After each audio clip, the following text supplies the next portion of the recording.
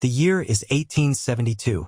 The dust devils dance across the parched Texas plains, a swirling ballet of ochre and brown against a sky the color of faded denim. This is a land of stark beauty, unforgiving yet captivating. A landscape that mirrors the fractured soul of Elias Barrett, a man broken by the war, a veteran of the conflict that tore the nation asunder. He sits perched on a weathered porch, the rhythmic creak of the swing a lonely counterpoint to the vast silence that surrounds his small, isolated cabin. His eyes, the color of a stormy sea, hold a depth of sorrow that betrays the stoicism etched on his weathered features. The Civil War, a maelstrom of blood and brutality, left its indelible mark, not just on his body, scarred and bearing the silent testimony of countless battles, but also on his spirit, leaving him a solitary island in a sea of humanity. Eli Barrett is a man haunted by ghosts, not the spectral kind that flit through darkened hallways, but the far more tangible specters of memory. The screams of dying men, the stench of gunpowder, the cold, hard reality of a war that stole his youth, his innocence, and a part of his very soul.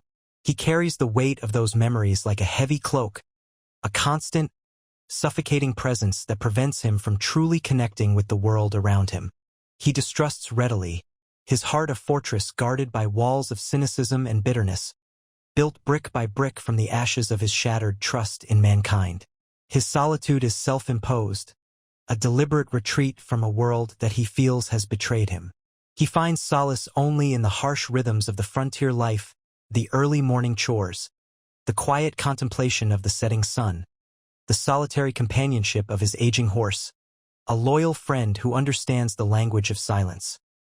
He avoids the burgeoning towns and settlements that are slowly encroaching on his hard-won peace, preferring the company of the wind and the whispering grasses to the boisterous camaraderie of men he considers strangers, perhaps even enemies. The only sounds that penetrate his self-constructed isolation are the mournful cries of hawks circling overhead and the distant howl of a coyote, sounds that echo the emptiness within him. Yet, even amidst the desolation, a flicker of something else remains, a stubborn ember of hope, barely glowing beneath the ashes of his despair. It's a fragile thing, easily extinguished, but it persists, a testament to the enduring strength of the human spirit, a testament to the possibility of redemption. This stubborn ember fuels his daily existence, giving him the strength to rise each morning, to face another day in this harsh, beautiful land, a land that mirrors his own tumultuous internal landscape. This landscape, though seemingly barren, holds the potential for profound change, as does the hardened heart of Eli Barrett. His story, however, is far from over. The future, like the vast Texas plains, is pregnant with possibilities, both terrifying and exhilarating, and the wind whispers of change on the horizon. A change that will come in the form of an unexpected encounter, a collision of cultures, and a challenge that will force him to confront his past and perhaps, finally, find a measure of peace. The sun bleeds across the horizon, painting the Texas sky in hues of fiery orange and deep crimson, as Eli Barrett begins his day. His routine is as predictable as the rising sun, a testament to the rigid structure he has imposed upon his life, a framework designed to contain the chaos that still rages within. Each movement is deliberate, almost mechanical, a stark contrast to the vibrant life that once pulsed through his veins. He rises before dawn, the chill morning air biting at his exposed skin, a familiar discomfort that he barely registers. His movements are stiff, his joints protesting the years of hardship and the lingering wounds of war. He tends to his small plot of land, coaxing life from the unforgiving soil, a silent battle waged against the elements. The work is grueling, but it offers a certain grim satisfaction, a tangible sense of accomplishment in a world that has offered him so little. The rhythmic swing of his axe, the scrape of his hoe against the earth, these are the sounds that punctuate his days, a monotonous symphony that drowns out the cacophony of his memories.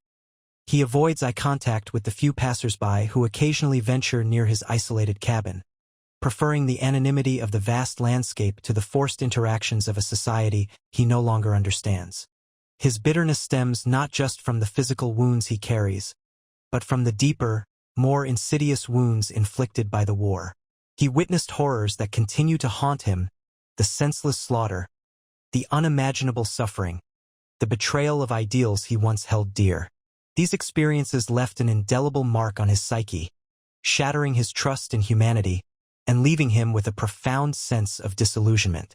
The camaraderie he once shared with his fellow soldiers is now replaced by a profound sense of isolation, a self-imposed exile from a world he believes has irrevocably changed. The war stole more than just his physical health. It stole his faith in humanity, his belief in a just and benevolent world. He sees himself as a casualty of a conflict that left him broken and discarded, a forgotten soldier in a land that has moved on, leaving him behind in the dust.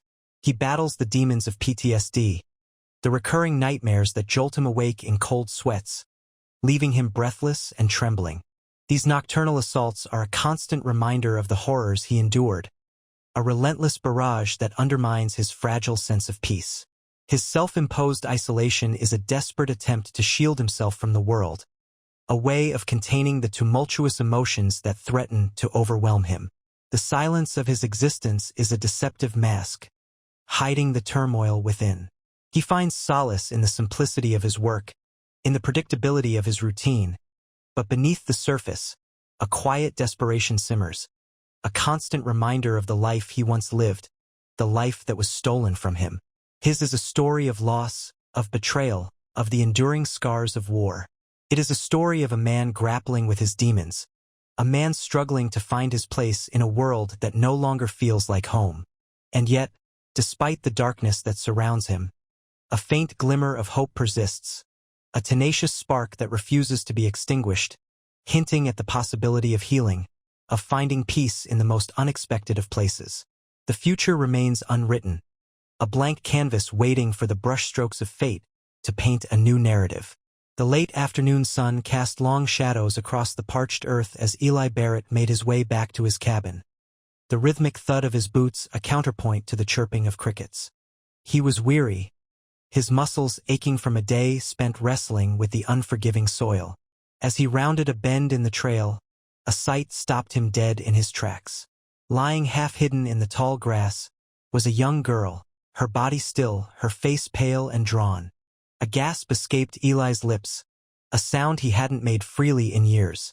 His initial reaction was one of pure, unadulterated fear. His mind conjured images of Comanche raiders, swift and merciless, their attacks as sudden and brutal as a thunderstorm.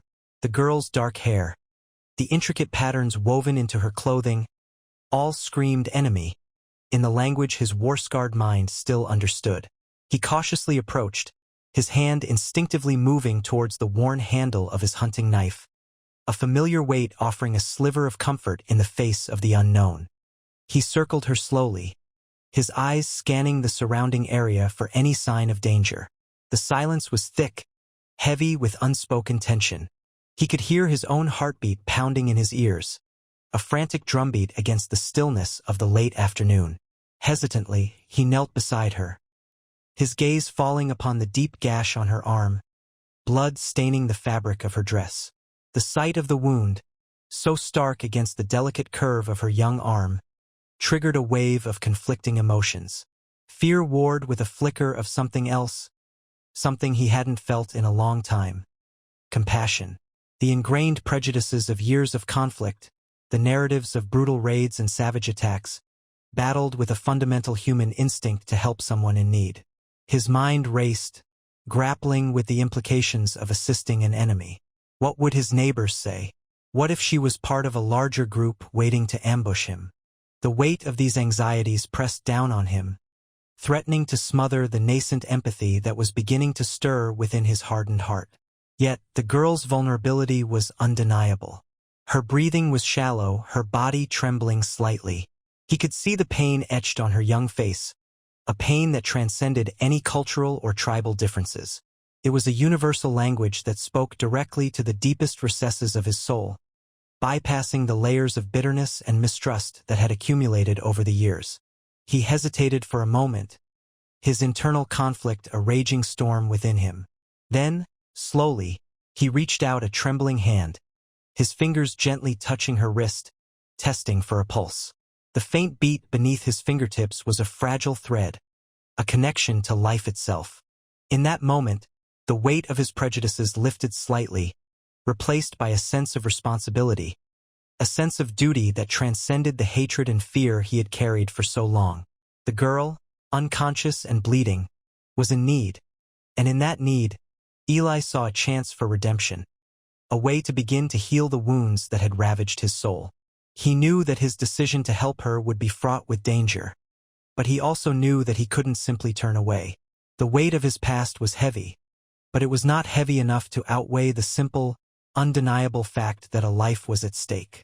The rhythmic pulse of the girl's wrist, faint but persistent, became a counterpoint to the tumultuous storm raging within Eli. He stared down at her, his gaze lingering on the delicate features of her face, so young, so vulnerable. The ingrained prejudices, the years of ingrained fear and hatred towards the Comanche, warred fiercely with the nascent empathy that had begun to bloom within his heart. It was a battle fought not on the battlefield, but on the silent, unforgiving terrain of his own soul.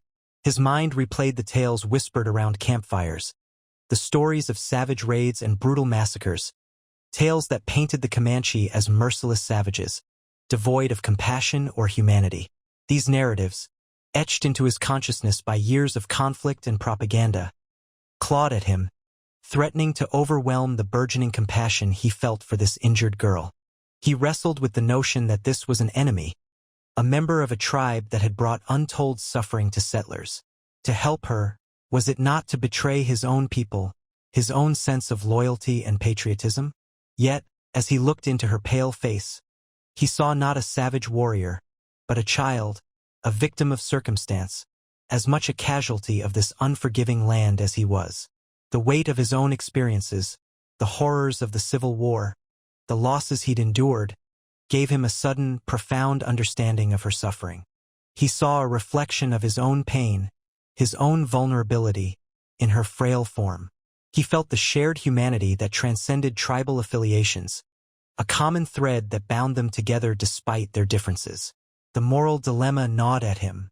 Was he obligated to help her, regardless of her tribal affiliation? Was his compassion a weakness, a betrayal of his own people, or was it a strength, a testament to his capacity for empathy and forgiveness? He recalled the faces of his fallen comrades, the agony of their deaths, and the chilling indifference of war. Helping this girl, he realized, wasn't about forgetting the past, but about choosing a different path forward, choosing compassion over revenge, healing over hatred. The silence of the prairie seemed to amplify his internal struggle, the rustling of the wind a mocking chorus to his tormented soul. He felt the weight of expectations, the societal pressures to conform to the prevailing narratives of hatred and fear. But something within him, a long-dormant spark of humanity, refused to be extinguished. He knew that helping her wouldn't erase the atrocities committed, neither by his side nor hers, but it would be an act of defiance against the cycle of violence, a small but significant step towards a different future. The internal conflict was a brutal, agonizing process, a relentless tearing between his ingrained biases and his emerging sense of compassion. He was a man broken by war, scarred by violence, yet within the ruins of his soul, a new possibility was taking root. The choice before him was not merely about saving a life, but about saving a part of himself, about reclaiming his humanity from the ashes of his past. His decision would be a testament not only to his courage but also to his capacity for growth, his capacity for change, his capacity to forgive. He knew, deep down, what he had to do. With a sigh that seemed to carry the weight of 1,000 battles, Eli knelt beside the girl. His calloused hands, hands that had once wielded a rifle with deadly precision, now moved with surprising gentleness. He carefully examined her wounds, his gaze searching for signs of infection or deeper injuries. The years of battlefield experience served him well, his assessment swift and precise, despite the unfamiliar setting. He worked in silence, his movements deliberate and measured, a stark contrast to the turmoil that had raged within him moments before. The girl's eyes, wide and filled with a mixture of fear and pain, flickered open. She winced at his touch, a soft whimper escaping her lips. Eli paused, his touch softening further, his heart aching at the sight of her suffering. He spoke to her, not in her language, but in a low, soothing tone, his voice a gentle murmur that conveyed empathy and reassurance. It was a language of compassion, a language understood not through words, but through the shared experience of pain and vulnerability. He carefully cleaned her wounds with water from his canteen, his movements precise and efficient. The pain in her eyes was a stark reminder of the violence that had taken place, the brutality of the conflict that had brought them together in this unexpected circumstance. Yet, as he worked, a strange sense of calm settled over him. The act of tending to her wounds was a balm to his own troubled soul, a quiet defiance against the hatred and despair that had so long defined his existence. He found some clean cloth in his saddlebag and gently bandaged her injuries. His touch was firm but gentle, a testament to his newfound empathy.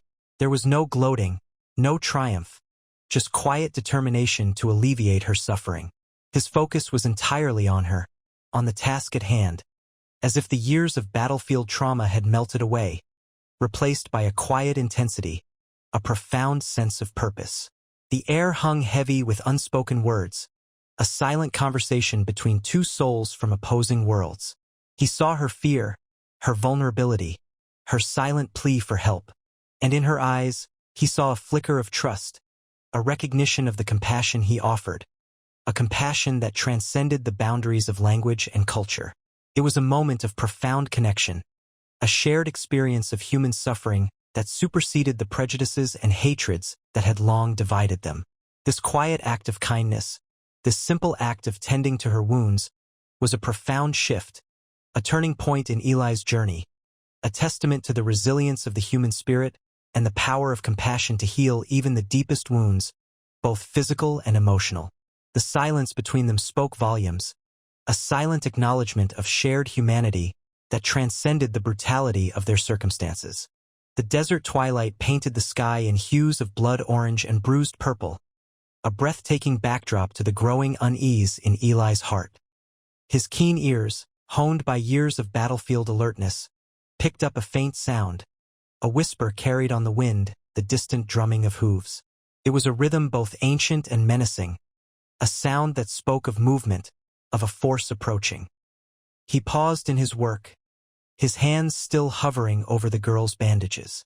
The silence that followed was thick with anticipation, a pregnant pause before a storm. The setting sun cast long, dancing shadows, making the familiar landscape seem strangely alien, ominous. His instincts, sharpened by years of survival in the unforgiving wilderness, screamed warning. He rose slowly, his gaze sweeping across the desolate expanse. The drumming grew louder, the rhythmic beat of hooves now a palpable presence, a tangible threat. He scanned the horizon, searching for any sign of movement, any break in the stillness that would betray the approaching force. His eyes, accustomed to the subtleties of the battlefield, caught a flicker of movement in the distance, a shadow, barely perceptible against the darkening landscape, yet undeniably there. His gaze shifted to the ground, his attention drawn to the subtle changes in the terrain. The undisturbed dust now bore the imprint of numerous tracks, the telltale signs of many horses galloping across the plains. The tracks were deep and fresh, evidence of a large party, their urgency palpable. The rhythmic pounding of hooves intensified, the sound now a relentless drumbeat, echoing across the vast expanse of the desert. A chill, colder than the desert night, ran down his spine. This was no lone warrior. This was a force, a tide of riders, their approach a silent threat that hung heavy in the air. He felt the hair prickle on the back of his neck, the familiar adrenaline rush of impending danger coursing through his veins. The peaceful tranquility of the evening was shattered, replaced by a palpable sense of dread, a looming sense of foreboding. The wind carried the scent of horses, their sweat and breath mingling with the dusty air, a smell both pungent and unsettling. He could almost feel the ground tremble beneath the weight of their approach, the earth vibrating with the energy of their impending arrival. The sun dipped below the horizon, plunging the landscape into darkness. Yet the approaching threat remained, a palpable presence that cast a long, ominous shadow over the fragile piece he had found. The drumming of hooves grew closer, more insistent, the sound a death knell echoing in the stillness of the night. The fragile piece was shattered, the threat now undeniable, the dawn raid imminent.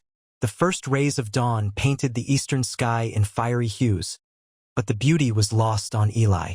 The rhythmic thunder of hooves, which had been a growing menace throughout the night, now exploded into a deafening roar. From the crest of the distant hill, they emerged, 70 Comanche warriors, a tide of painted faces and feathered headdresses, a breathtaking and terrifying spectacle. Their war paint, vivid against the pale morning light, seemed to burn with an inner fire. They rode like a storm, a whirlwind of color and motion, their horses thundering across the plains, their war cries echoing across the desolate landscape. The air vibrated with the power of their advance, a palpable wave of energy that threatened to overwhelm him. Each warrior was a figure of immense power, their bodies taut with anticipation, their eyes blazing with a fierce intensity that spoke of centuries of conflict and survival. Eli's breath hitched in his throat. The years of battlefield experience, the countless skirmishes and battles, had prepared him for the brutality of war, but nothing could have fully prepared him for this. This was different. This was primal, raw, untamed. The sheer number of them, the synchronized ferocity of their advance, was utterly overwhelming. Fear, cold and sharp, pierced through his resolve. His hand instinctively went to the worn leather grip of his rifle, a familiar comfort in this terrifying moment.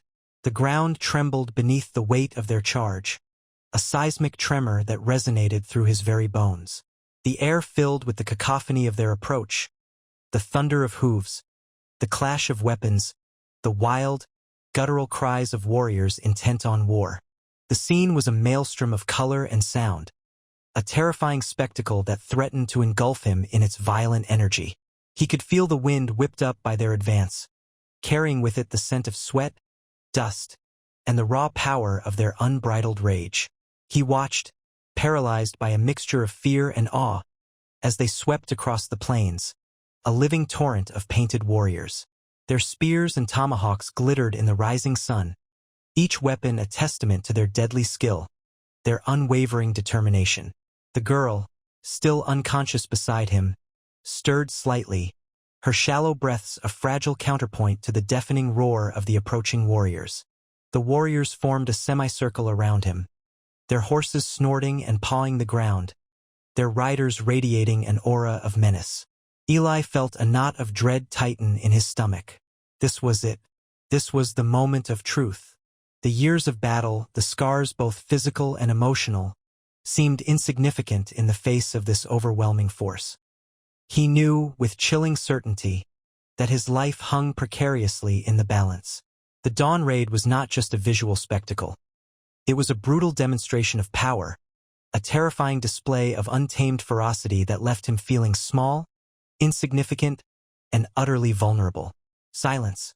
The terrifying cacophony of the approaching warriors abruptly ceased, replaced by an unnerving stillness.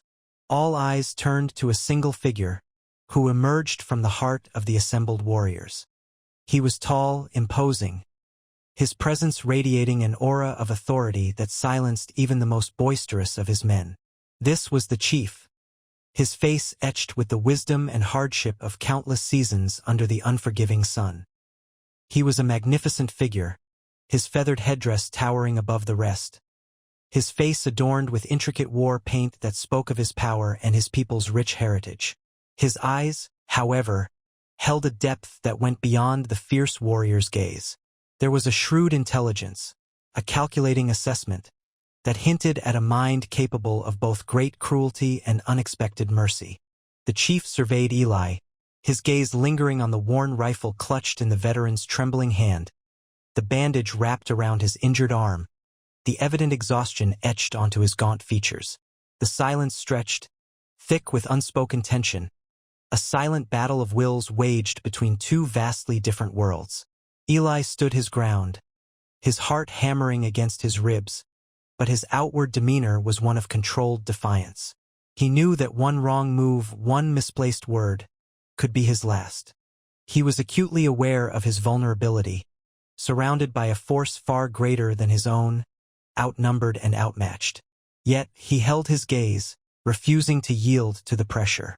The chief's gaze shifted to the wounded Comanche girl lying beside Eli. His expression remained unreadable, a mask of stoic composure that hid his true intentions. Was he assessing the situation, weighing the options, or merely enjoying the veteran's palpable discomfort? The silence stretched, a taut, fragile thing that could snap at any moment. Slowly, the chief dismounted his horse, the sound of leather and metal a jarring intrusion into the tense silence.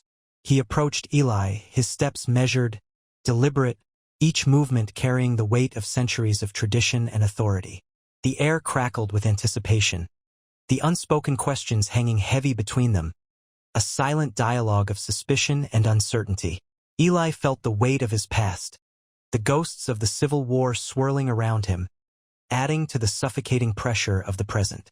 The battlefield had taught him the value of vigilance, the importance of reading his enemy, but this was unlike any foe he had ever faced. This was not a battle of armies, of strategy and tactics, but a confrontation of cultures, a clash of worlds that had never truly known peace. The chief stopped a few feet from Eli, his eyes boring into him, searching for any sign of weakness, any flicker of fear. Eli met his gaze, his own eyes reflecting the unwavering resolve forged in the fires of countless battles.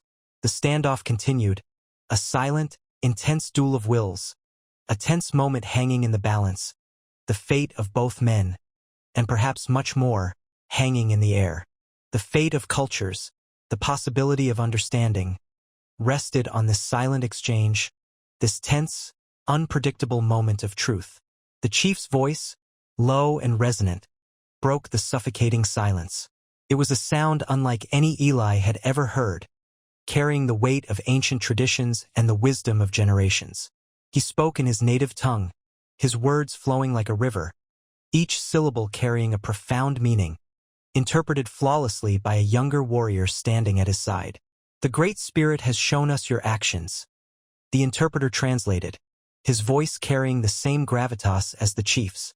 "You have tended to one of our own, a warrior's daughter, even though you are an enemy. This is a rare act, one that speaks volumes about your character." Elias breathed hitjer. He had expected immediate judgment, swift retribution.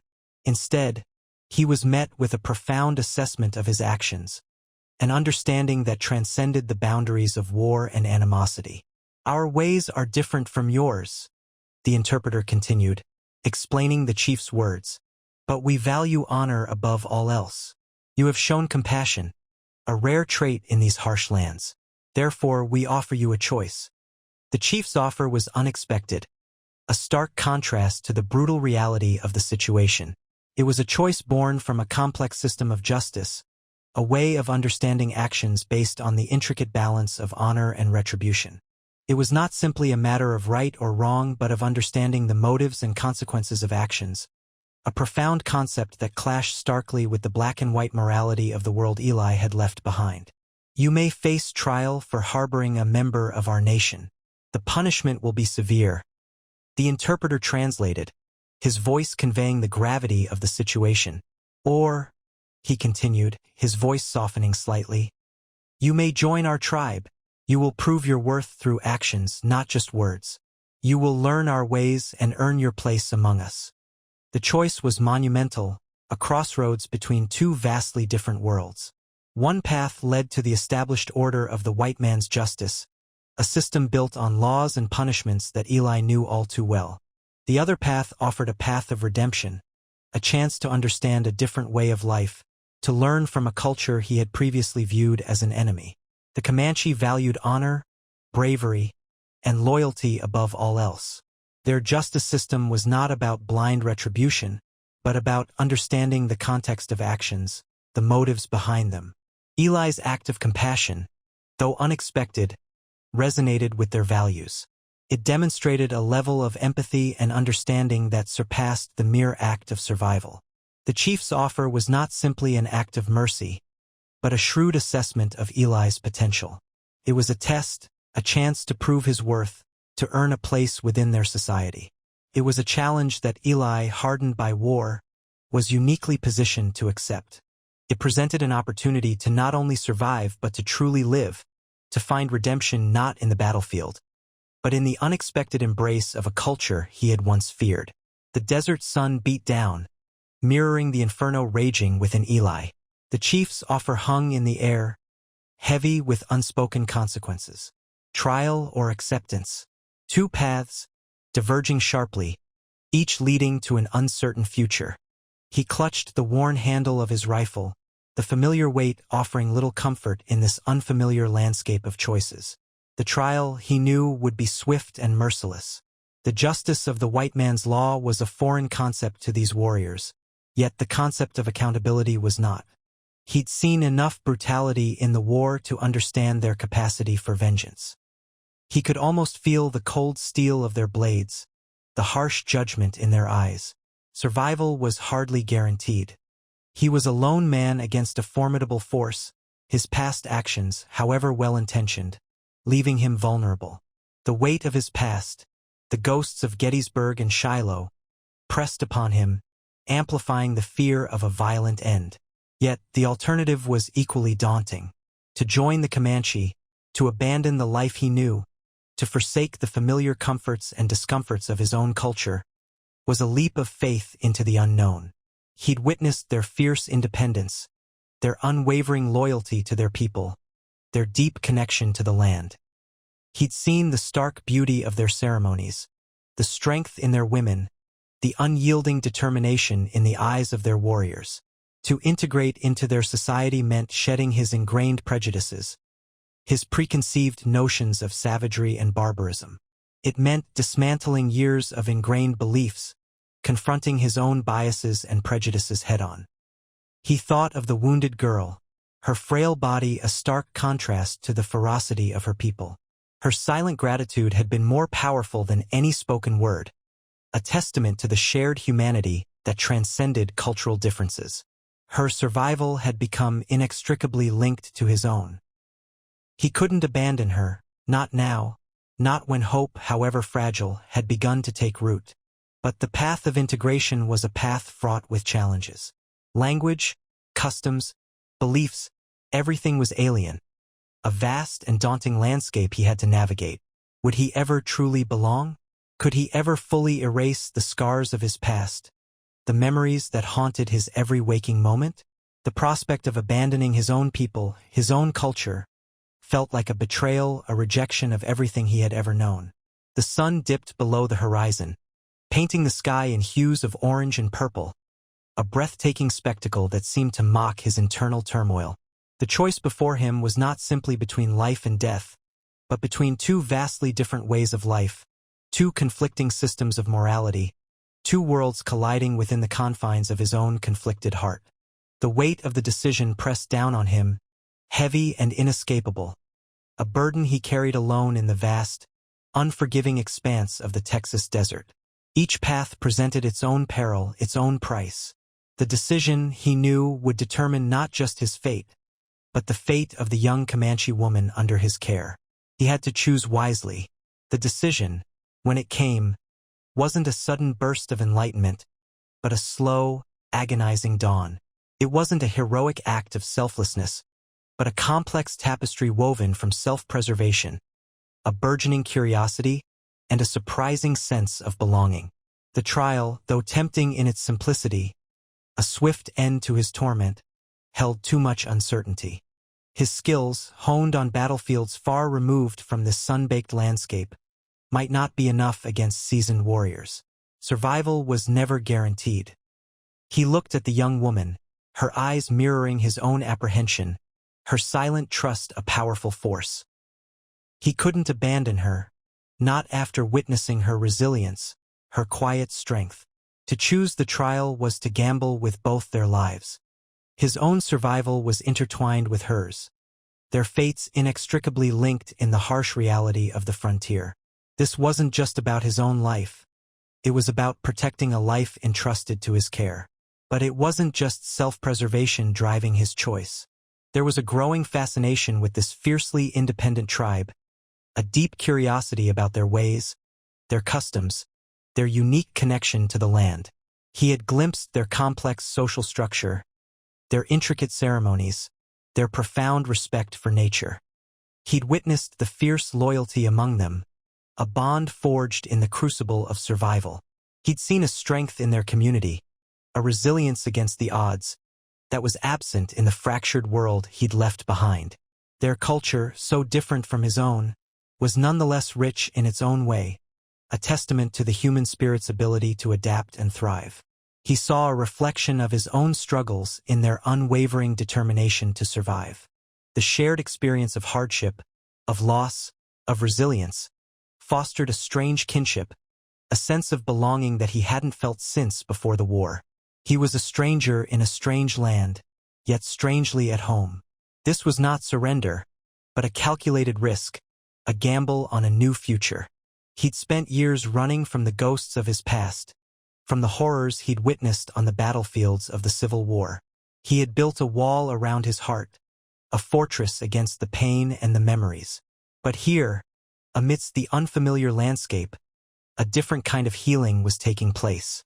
A chance to prove his worth, not through violence and bloodshed, but through compassion, understanding, and the willingness to learn. His past, though indelible, would not define him. His future, however uncertain, held the promise of transformation. He wasn't abandoning his past. He was choosing a new path, a path of understanding, of growth, of redemption. The choice to join the Comanche was not just a survival strategy. It was a testament to his capacity for change, a commitment to a new beginning, a leap of faith into the unknown. He would learn their language, their customs, their ways. He would earn their trust, prove his worth, and perhaps, finally, find peace in a world that had long seemed devoid of it. His journey was far from over, but this was a step toward a life he could finally embrace, a life less defined by the horrors of war and more by the enduring strength of the human spirit. The initial days were a blur of unfamiliar sights, sounds, and smells. The language was a formidable barrier, a wall of guttural sounds and melodic inflections that seemed designed to confound him. Simple requests became Herculean efforts, his frustration mounting with each misunderstood word, each strained attempt at communication. He felt like a child again, helpless and dependent, a far cry from the self-reliant soldier he once was. The customs were equally baffling. The communal living, the shared meals, the intricate rituals surrounding hunting and gathering, everything felt alien, a constant assault on his senses. He stumbled through the simplest tasks, his clumsy movements drawing amused glances from the more experienced members of the tribe. He yearned for the solitude of his cabin, the quiet predictability of his former life, a life that now seemed both distant and unattainable. He struggled to understand their social dynamics, the complex web of relationships that governed their lives. The concept of individual ownership, so ingrained in his own culture, seemed foreign here. Everything was shared, from food and shelter to responsibilities and burdens. This communal lifestyle, initially bewildering, gradually revealed its own unique strength, a resilience born from interdependence and mutual support. His attempts at hunting, once a source of pride and sustenance, became a source of embarrassment. His rifle, so familiar and reliable, felt awkward and clumsy in this new environment. The Comanches, with their uncanny ability to track and hunt with minimal weaponry, made him feel like an outsider, a clumsy intruder in their domain. He found himself questioning his own skills, his own competence, a feeling utterly foreign to his past life. The constant movement, the nomadic lifestyle, proved challenging. He missed the stability of his cabin, the familiar comfort of his own space. The vastness of the plains, once a source of awe, now felt oppressive, endless, and unforgiving. The relentless sun beat down on him, the wind whipped at him, and the nights were filled with the unfamiliar sounds of the wilderness. He longed for the quiet predictability of his former life, a life that now seemed both distant and unattainable. Even the simple act of eating was a source of frustration.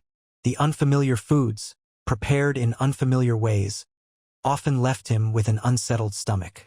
He yearned for the taste of his own cooking, the familiar comfort of simple fare. He was a stranger in a strange land, a man out of his element, fighting not just against the challenges of a new life, but also against the ghosts of his past and the persistent doubts about his ability to adapt. The path to integration was not a smooth one. It was a constant struggle against the unfamiliar, a daily test of his resilience and his willingness to learn. But amidst the frustrations, a flicker of hope remained, the unwavering support of the young woman, a silent testament to the possibility of a new beginning. Learning the Comanche language felt like scaling a sheer cliff face, each handhold a painstakingly acquired word or phrase. At first, it was a frustrating, almost comical exercise. He'd point at objects, butchering the pronunciation, eliciting amused chuckles or patient corrections. Simple greetings, initially a jumble of sounds, slowly began to take shape, each successful utterance a small victory. The young woman, whose name he learned was Tala, became his unlikely tutor. Her patience was boundless, her explanations clear and concise, even when her English was limited. She used gestures, drawings in the dirt, and even acted out scenes to convey meaning, making the learning process less daunting. He felt a deep gratitude for her dedication, her quiet belief in his ability to learn. Initially, he relied heavily on a small, worn leather-bound dictionary, a relic from his time in the army. But the dictionary only offered a glimpse into the nuances of the language. It couldn't capture the rhythm, the inflection, the subtle shifts in meaning that gave the language its life. He quickly realized that true understanding required immersion, participation, and a willingness to embrace the inevitable mistakes. Each day brought new challenges, new words to wrestle with, new grammatical structures to unravel. He found himself scribbling phonetic spellings in his worn notebook, alongside crude drawings and desperate attempts at translation. His progress was slow, agonizingly so at times, yet each small breakthrough fueled his determination. He started to notice patterns, the subtle connections between words, the underlying logic of the grammar. The language, initially a chaotic jumble of sounds, began to reveal its inherent beauty, its poetic rhythm, its capacity for expressing emotions with a depth and subtlety that he'd never encountered before. He started to appreciate the descriptive power of the language, its ability to paint vivid pictures with words. He learned to describe the wind whispering through the tall grass, the sun setting on the plains, the subtle scent of rain on parched earth, all experiences he had previously taken for granted. The Comanche language opened up a new world of sensory perception, sharpening his awareness of the natural world around him.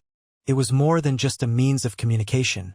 It was a portal to a different way of seeing, a different way of being. The process was far from effortless. Frustration often gnawed at him, the weight of his linguistic inadequacies heavy on his shoulders. Yet, Tala's unwavering support, coupled with his own growing appreciation for the language's beauty, kept him going. He persisted, driven by a desire not only to communicate but to connect, to truly understand the people who had so unexpectedly become his new family. The slow, painstaking process of learning their language was, in its own way, a journey of self-discovery, a testament to the transformative power of cross-cultural exchange. It was a bridge built not just of words, but of shared experiences, mutual respect, and a growing understanding of a people vastly different from his own. The language itself was a reflection of their culture, and mastering it was a step towards truly belonging. The Comanche way of life was a tapestry woven from intricate threads of tradition, belief, and a deep connection to the land. Initially, Eli found it both fascinating and bewildering. The ceremonies, for instance, were a captivating blend of ritual and storytelling, filled with symbolic gestures and chanting that resonated with an ancient power. He watched, mesmerized, as the tribe gathered around a crackling fire, their faces illuminated by the dancing flames, their voices rising and falling in a hypnotic rhythm. He saw the reverence they held for their ancestors, their deep respect for the natural world, and the intricate social structures that bound them together. He observed their daily routines, the seamless interplay of cooperation and individual responsibility. Hunting was not merely a means of sustenance. It was a communal activity, requiring skill, strategy, and unwavering teamwork. The women, far from being relegated to secondary roles, were essential to the tribe's survival, managing the domestic sphere with efficiency and expertise. Their skill in crafting, preserving food, and tending to the children was remarkable. He began to understand the intricate balance that sustained their society, a balance he'd never witnessed in the rigid, hierarchical structure of his own former life. The Comanche's relationship with the land was particularly striking. They were intimately familiar with the terrain, its subtle changes, its hidden resources. They respected the land's bounty, taking only what was needed and demonstrating a profound understanding of its rhythms and cycles. This was a stark contrast to the exploitative attitude he had witnessed among many settlers, who saw the land as something to be conquered and consumed. He found himself drawn to the tribe's storytelling traditions. Around the evening fires, elders would recount epic tales of their ancestors, their voices weaving narratives that spanned generations. These stories weren't merely entertaining. They were vital in preserving their history, their values, and their cultural identity. He listened intently, trying to decipher the underlying meanings, the moral lessons embedded within each narrative. He started to see the world through their eyes, appreciating their resilience, their resourcefulness, and their deep-seated sense of community. However, the cultural immersion wasn't always easy. There were moments of profound misunderstanding, of clashes between his own ingrained beliefs and the Comanche way of life. He struggled to grasp the nuances of their social hierarchy, the intricate web of kinship ties that governed their interactions. He sometimes felt a deep sense of isolation, a longing for the familiar comforts of his past life. Yet, he found himself increasingly drawn to the tribe's spiritual beliefs, their deep connection to the earth, and their profound respect for the balance of nature. He saw a way of life that prioritized community, cooperation, and harmony with the natural world, a stark contrast to the often ruthless individualism he had known. His experiences were a constant process of learning, of unlearning, and of reevaluating his own perspectives. He was challenged to question his own assumptions, to confront his prejudices, and to embrace a way of life that was fundamentally different from his own. The Comanche culture was not simply a set of customs and traditions. It was a worldview, a philosophy of life that he was slowly coming to understand and, in many ways, to admire. The journey was far from over, but with each passing day, he felt himself becoming more deeply entrenched in the fabric of their lives. He was slowly, tentatively becoming one of them. Living amongst the Comanche wasn't a seamless transition. The differences between their world and his were vast and often jarring. Simple gestures, easily understood in his former life, became sources of confusion and, at times, conflict. The concept of personal space, for instance, was alien to the Comanche. Their close physical proximity, which Eli initially found unsettling, was simply a reflection of their communal nature, a sign of trust and acceptance. He learned to adapt, though the initial discomfort lingered. One particularly memorable incident involved a misunderstanding over the sharing of food. Eli, accustomed to individual portions, was initially hesitant to partake in the communal meal. His reluctance was interpreted as a sign of disrespect, leading to a tense moment that required careful explanation and gestures to bridge the cultural gap. He came to understand that sharing was a fundamental aspect of Comanche life, a symbol of unity and interdependence.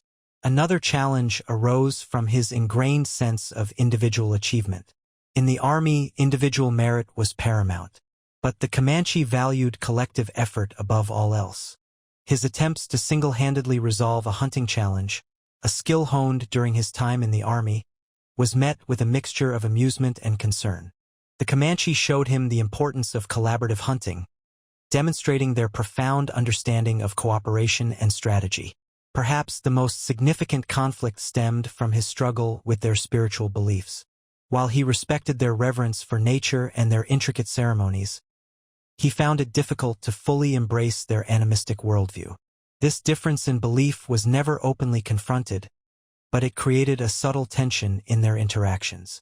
He learned to navigate this difference by observing, respecting, and appreciating their spiritual practices without necessarily adopting them as his own. The differences in communication styles were also a significant hurdle. The indirect, nuanced communication style of the Comanche contrasted sharply with the direct, often blunt approach Eli was accustomed to. Misinterpretations were frequent, often leading to brief periods of strained relations. However, through patience and observation, he began to decipher their subtle cues, learning to read between the lines and to understand the unspoken language of their gestures and expressions. These clashes weren't always resolved smoothly. Some misunderstandings lingered, creating a constant undercurrent of tension. But, overall, the Comanche's willingness to patiently explain their customs and beliefs, and Eli's growing respect for their culture, helped to mitigate many of the conflicts. The process was one of mutual learning, of finding common ground, and of building bridges across a vast cultural divide. It was a testament to the human capacity for understanding, adaptation, and the creation of unexpected bonds across different ways of life. The clashes served not as points of irreparable fracture, but rather as stepping stones on a path towards a shared future. The path to trust wasn't paved with grand gestures, but with a multitude of small acts of kindness, each a tiny brick in the wall of acceptance he was slowly building. It started with the simplest things: sharing his meager supplies, helping with daily chores, patiently learning their customs, even participating in their songs and dances, despite his initial awkwardness. These small gestures, often overlooked, spoke volumes. They demonstrated his willingness to adapt, to learn, and to participate in their lives, not as an outsider looking in, but as a contributing member of their community. One act of kindness stands out in particular. A young boy had fallen ill, and Eli, remembering his own experiences with battlefield medicine, used his limited knowledge to tend to the boy's wounds. While his skills were rudimentary compared to what he'd learned in the army, his genuine concern and gentle touch made a profound impact. The boy's recovery became a symbol of Eli's growing acceptance within the tribe. It wasn't just about healing a physical ailment, but about healing the rift between two vastly different worlds. Shared experiences played an equally crucial role in building trust. He joined them on hunts, learning their intricate strategies and developing a deep respect for their intimate knowledge of the land. The thrill of the chase, the satisfaction of a successful hunt, and the communal feast that followed, forged a bond of camaraderie that transcended language barriers. He learned to read the subtle signs of the land, to track animals with an expertise he'd never imagined possible, becoming more attuned to the natural rhythms of the prairie. The evenings were filled with stories. Eli, a skilled storyteller himself, shared tales of his past, of the battles he had fought, of the horrors he had witnessed. In return, he received their stories, tales of courage, resilience, and the deep spiritual connection they had with their ancestors and the land. These shared narratives, woven together in the tapestry of their evenings, created a shared history, a shared understanding, a shared humanity. His willingness to learn their language was another crucial element in building trust. The effort he put into mastering the complex nuances of the Comanche tongue was not just a means of communication, but a demonstration of his respect for their culture and his commitment to becoming a part of their community.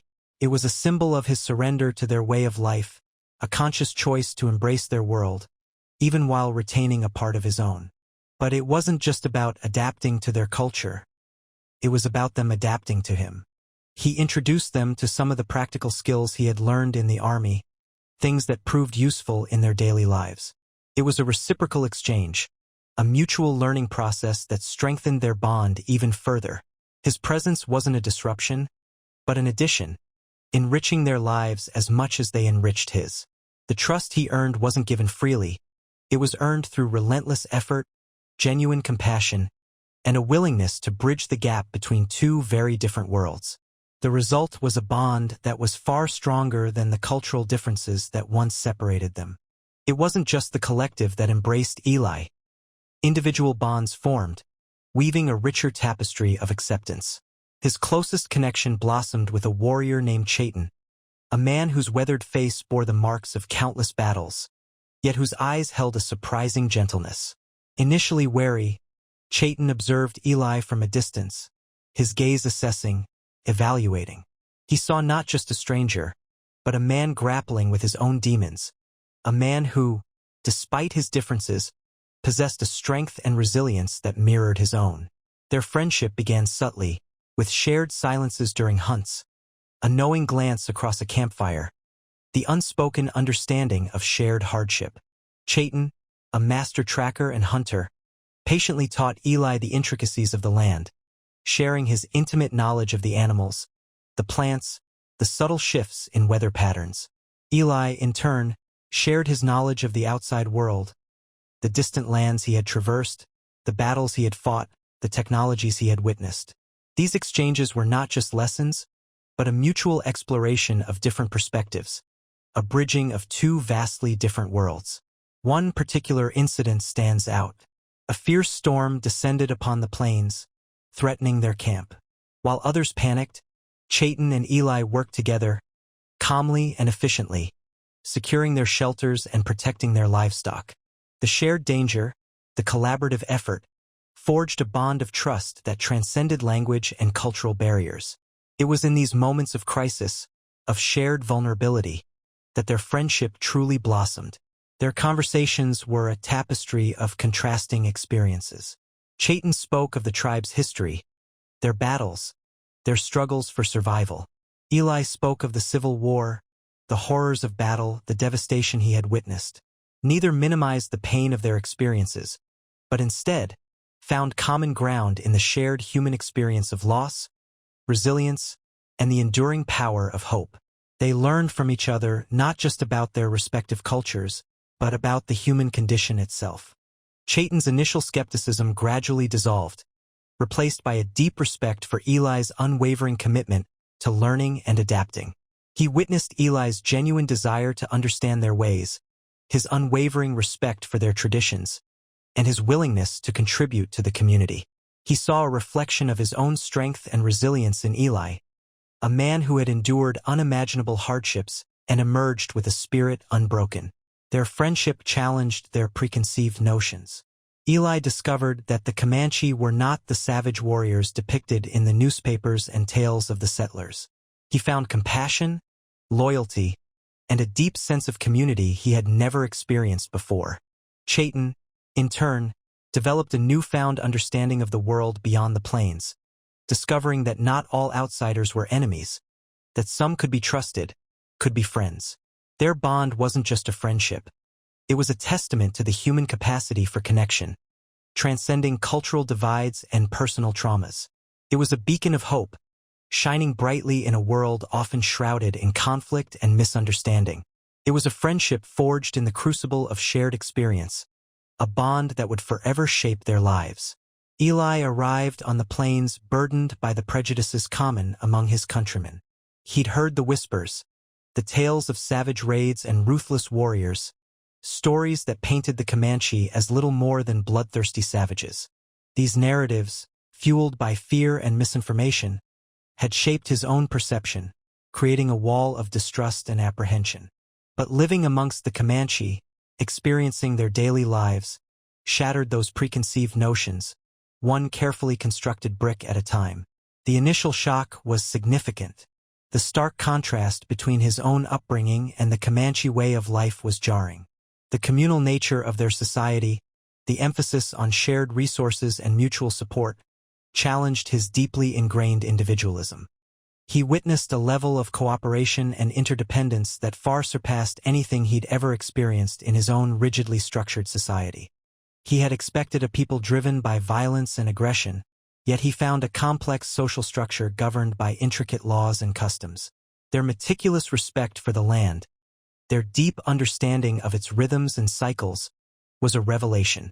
He observed a profound spirituality woven into every aspect of their lives, a connection to the natural world that was both humbling and inspiring.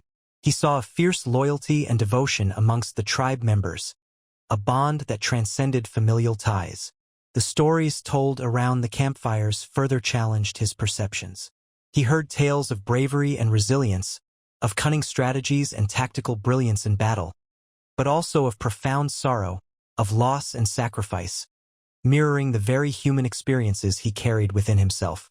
These stories, recounted with a nuanced depth, presented a far more complex picture than the simplistic narratives he had grown up with. The most significant shift in Eli's perspective came from his interactions with individual Comanche. He saw the warmth and generosity in their hospitality, the kindness in their actions, the depth of their emotions. He witnessed their unwavering loyalty to each other, their fierce protection of their families and their community. He saw their capacity for compassion, for forgiveness, qualities often overlooked in the simplistic narratives that had dominated his understanding. The wounded Comanche girl, whose life he had saved, became a symbol of this transformation. Her vulnerability, her resilience, challenged his prejudices more profoundly than any philosophical argument. Caring for her, witnessing her strength in the face of adversity, fostered an empathy that eroded the walls of his prejudice. As Eli learned their language, he gained access to a deeper understanding of their culture, their beliefs, and their perspectives. He began to see the Comanche not as a monolithic entity, but as individuals with unique personalities, hopes, dreams, and fears, not so different from himself. He found himself engaging in lively debates, sharing stories, and learning from their rich and complex history. This cultural exchange was a humbling experience, a journey of self-discovery, as much as it was a journey into a new culture. His preconceived notions, once firmly rooted in fear and ignorance, were gradually replaced by understanding, respect, and a profound appreciation for the resilience and richness of the Comanche culture. The transformation was not sudden or easy, but it was complete. Eli emerged from this experience not just as a survivor, but as a changed man, his prejudices shattered, replaced by a deeper understanding of humanity's shared experiences. His journey was a testament to the power of human connection and the importance of challenging our own biases. The plains had not only healed his physical wounds, but had also cleansed his soul, leaving him a transformed individual, forever changed by his encounter with the Comanche people. The sun beat down on Eli's back as he followed Chayton across the parched Texas plains. The air hung heavy with the scent of sagebrush and dust, a stark contrast to the humid battlefields he remembered. This was a different kind of war. A war for survival, waged not with cannon fire and bayonets, but with skill, patience, and an intimate understanding of the land. Chayton, his newfound friend and mentor, was teaching him the ways of the Comanche hunter. It wasn't merely a matter of tracking prey. It was a deep communion with nature, a silent dance between predator and quarry. Eli, a man of action accustomed to the roar of battle, found himself captivated by the subtle movements, the keen observation, the almost spiritual connection to the land that Chayton possessed. He learned to read the subtle signs, the broken twig, the disturbed earth, the faintest scent carried on the wind, all clues in the intricate puzzle of the hunt. He learned to stalk his prey with the quiet grace of a phantom, his movements as fluid and silent as the wind itself. The thrill of the chase, the satisfaction of a successful hunt, was far removed from the brutal violence of war, yet it held a similar sense of accomplishment. The hunt provided sustenance, but it also served as a training ground for warfare. The skills honed in tracking and stalking translated seamlessly to combat. Eli learned the Comanche's mastery of strategy, their ability to utilize the terrain to their advantage, their uncanny ability to disappear into the landscape. He participated in war games, mock battles that tested his courage, his stamina, and his tactical acumen. He learned the importance of teamwork, the value of discipline, and the profound respect for the lives, both human and animal, taken in the process. The Comanche warrior code demanded respect, not for senseless violence, but for the calculated precision of their actions. Beyond the practical skills of hunting and warfare, Eli found himself drawn to the spiritual heart of the Comanche culture. He witnessed ceremonies that celebrated the cycles of nature, the power of the sun, and the spirit world. He participated in rituals that honored the animals they hunted, recognizing their sacrifice and expressing gratitude for their sustenance. He saw how deeply intertwined their spirituality was with their daily lives, how it guided their decisions, shaped their values, and instilled in them a profound respect for the natural world. The intricate details of the ceremonies were initially baffling, but as Eli began to understand the symbolism, The underlying messages, the spiritual essence, he felt a connection to something ancient and powerful. He learned the importance of humility, the significance of community, and the profound respect for the interconnectedness of all living things. The spiritual practices were not mere rituals. They were a way of life, a constant reminder of their place within the larger cosmic order. Through his participation in these activities, the hunts, the war games, the spiritual ceremonies, Eli earned the respect of the Comanche. It wasn't given freely. It was earned through dedication, through perseverance, through a willingness to learn and to adapt. It was a testament to his courage, his humility, and his genuine desire to understand and embrace their way of life. He was no longer just a stranger in a strange land. He was becoming a part of the community, a member of the tribe, his past gradually receding into the background as he embraced a new identity, a new purpose, and a new life. The plains, once a symbol of isolation and despair, had become a crucible of transformation, forging a new man from the shattered remnants of a soldier's past.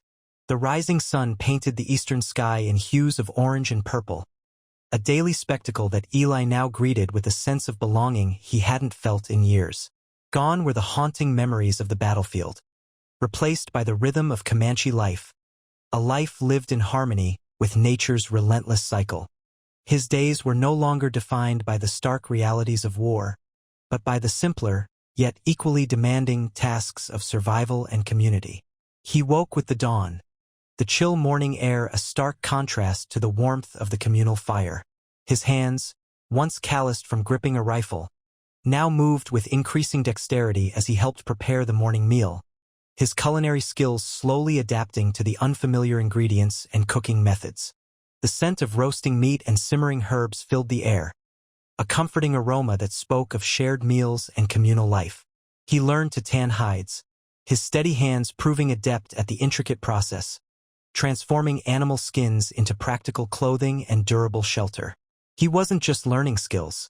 He was contributing, becoming an integral part of the tribe's daily operations. His days weren't solely dedicated to practical tasks.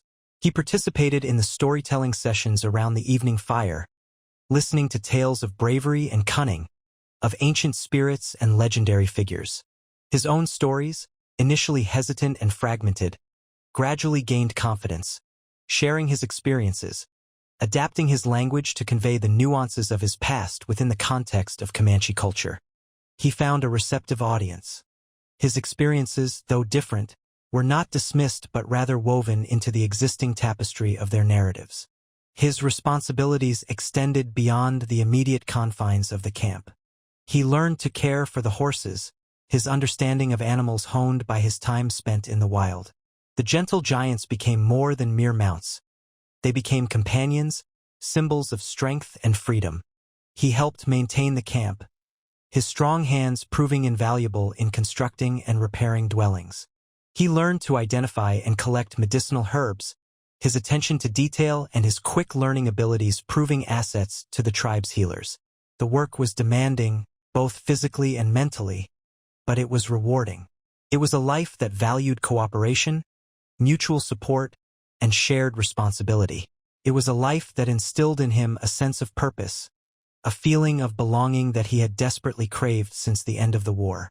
The weight of his past, once an unbearable burden, began to lift. He found solace in the rhythm of daily life, in the camaraderie of his fellow tribesmen, in the beauty and harshness of the landscape that had become his new home. He was no longer just a Civil War veteran. He was Eli, a valued member of the Comanche Nation, his contributions recognized, his presence welcomed. The sense of isolation that had haunted him for so long was gradually replaced by a feeling of acceptance, a profound sense of belonging, and a newfound purpose in a life far removed from the battlefields of his past. The transition wasn't always easy. It demanded adaptation, patience, and a willingness to embrace a culture vastly different from his own. Yet the rewards were immeasurable. He had found a new family, a new home, and a new life, a life that finally offered him solace and a sense of belonging that transcended the trauma of his past. The wind whispered secrets through the tall grass, carrying with it the scent of sage and the distant cries of hawks. Eli listened, no longer hearing the echoes of gunfire, but the rhythm of nature, a symphony of life he was learning to understand. The transformation wasn't sudden, nor was it easy. It was a gradual shedding of the old skin, a slow, deliberate rebirth in the heart of the Comanche nation. The man who had arrived, haunted by the ghosts of war, was slowly fading, replaced by someone new, someone stronger, someone at peace. The battlefield, once his reality, now existed only in memory, a distant nightmare slowly losing its power to define him. The uniform, once a symbol of his identity, was replaced by the simple yet elegant attire of the Comanche, clothes that spoke of practicality and respect for nature. The rifle, a tool of destruction, was traded for a bow and arrow, weapons that required skill, patience, and a deep understanding of the land and its creatures. These were not mere replacements. They were symbols of a profound shift in his perspective, a transition from a life of violence to one of harmony. His understanding of himself was shifting too.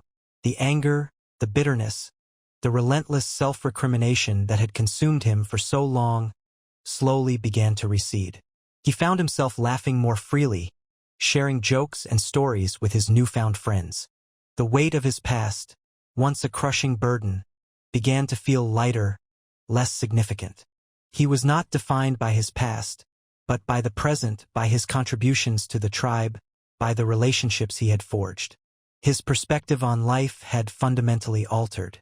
He had learned to appreciate the interconnectedness of all things, the delicate balance between man and nature. The Comanche reverence for the land, for the animals, for the spirits, resonated deeply within him.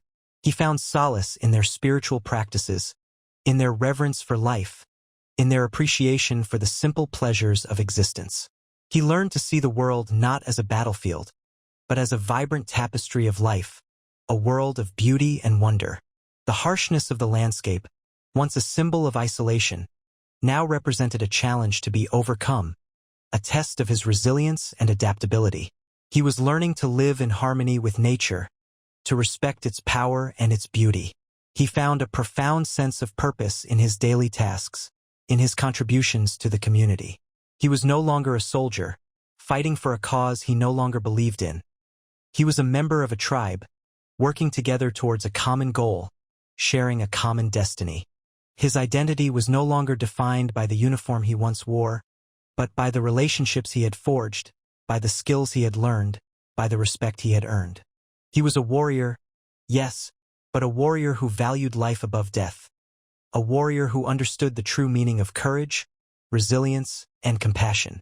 He was Eli, a Comanche warrior, and he was finally at peace. The ghosts of his past still lingered, but they no longer controlled him. He had found a new home, a new purpose, and a new identity, one that was far richer and more meaningful than anything he had known before. The transformation was complete. The sun beat down on the sprawling Comanche encampment, a scene of apparent harmony that masked a simmering tension beneath the surface. Eli, though accepted, was not immune to the undercurrents of tribal life. He had witnessed the fierce loyalty and unwavering camaraderie, but also the subtle rivalries, the disagreements over resources, and the occasional flare-ups of anger. The idyllic image painted by outsiders was far from the reality of a complex society navigating the challenges of survival and internal conflict. One such conflict arose from the differing views on the encroaching presence of the white settlers. Some advocated for peaceful coexistence, while others, hardened by years of conflict and land grabs, yearned for retribution. Eli, caught in the middle, found himself grappling with his own conflicted feelings. He had escaped the horrors of war, yet he understood the fear and resentment that fueled the desire for revenge. He saw the injustices inflicted upon the Comanche, the broken treaties, the stolen lands, the relentless encroachment on their way of life. His experience gave him a unique perspective, bridging the gap between the two opposing viewpoints. He witnessed debates erupt during council meetings, voices rising in passionate disagreement, elders offering wisdom steeped in tradition, younger warriors advocating for more aggressive tactics. The arguments were often heated, but always respectful, a testament to the Comanche emphasis on reasoned discourse, even amidst strong emotions. Eli learned to listen carefully, to understand the nuances of their arguments, to appreciate the wisdom and complexities of their perspectives. He offered his insights cautiously, drawing on his own experiences with conflict and the futility of endless violence. Another source of tension stemmed from the changing dynamics within the tribe itself. The influx of new members, the pressures of external threats, and the constant need for adaptation created friction and uncertainty. Old traditions clashed with new realities, creating a constant tension between the preservation of cultural identity and the need for change. Eli found himself navigating this delicate balance, respecting the importance of preserving their heritage while acknowledging the need for adaptation in the face of a changing world. His own position within the tribe was a delicate one.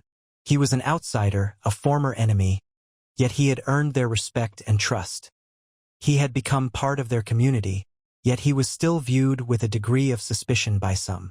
He learned to tread carefully, to be mindful of his words and actions, to always show respect and humility. He understood that his acceptance was not a given, but a privilege that had to be earned and maintained through consistent effort and genuine commitment.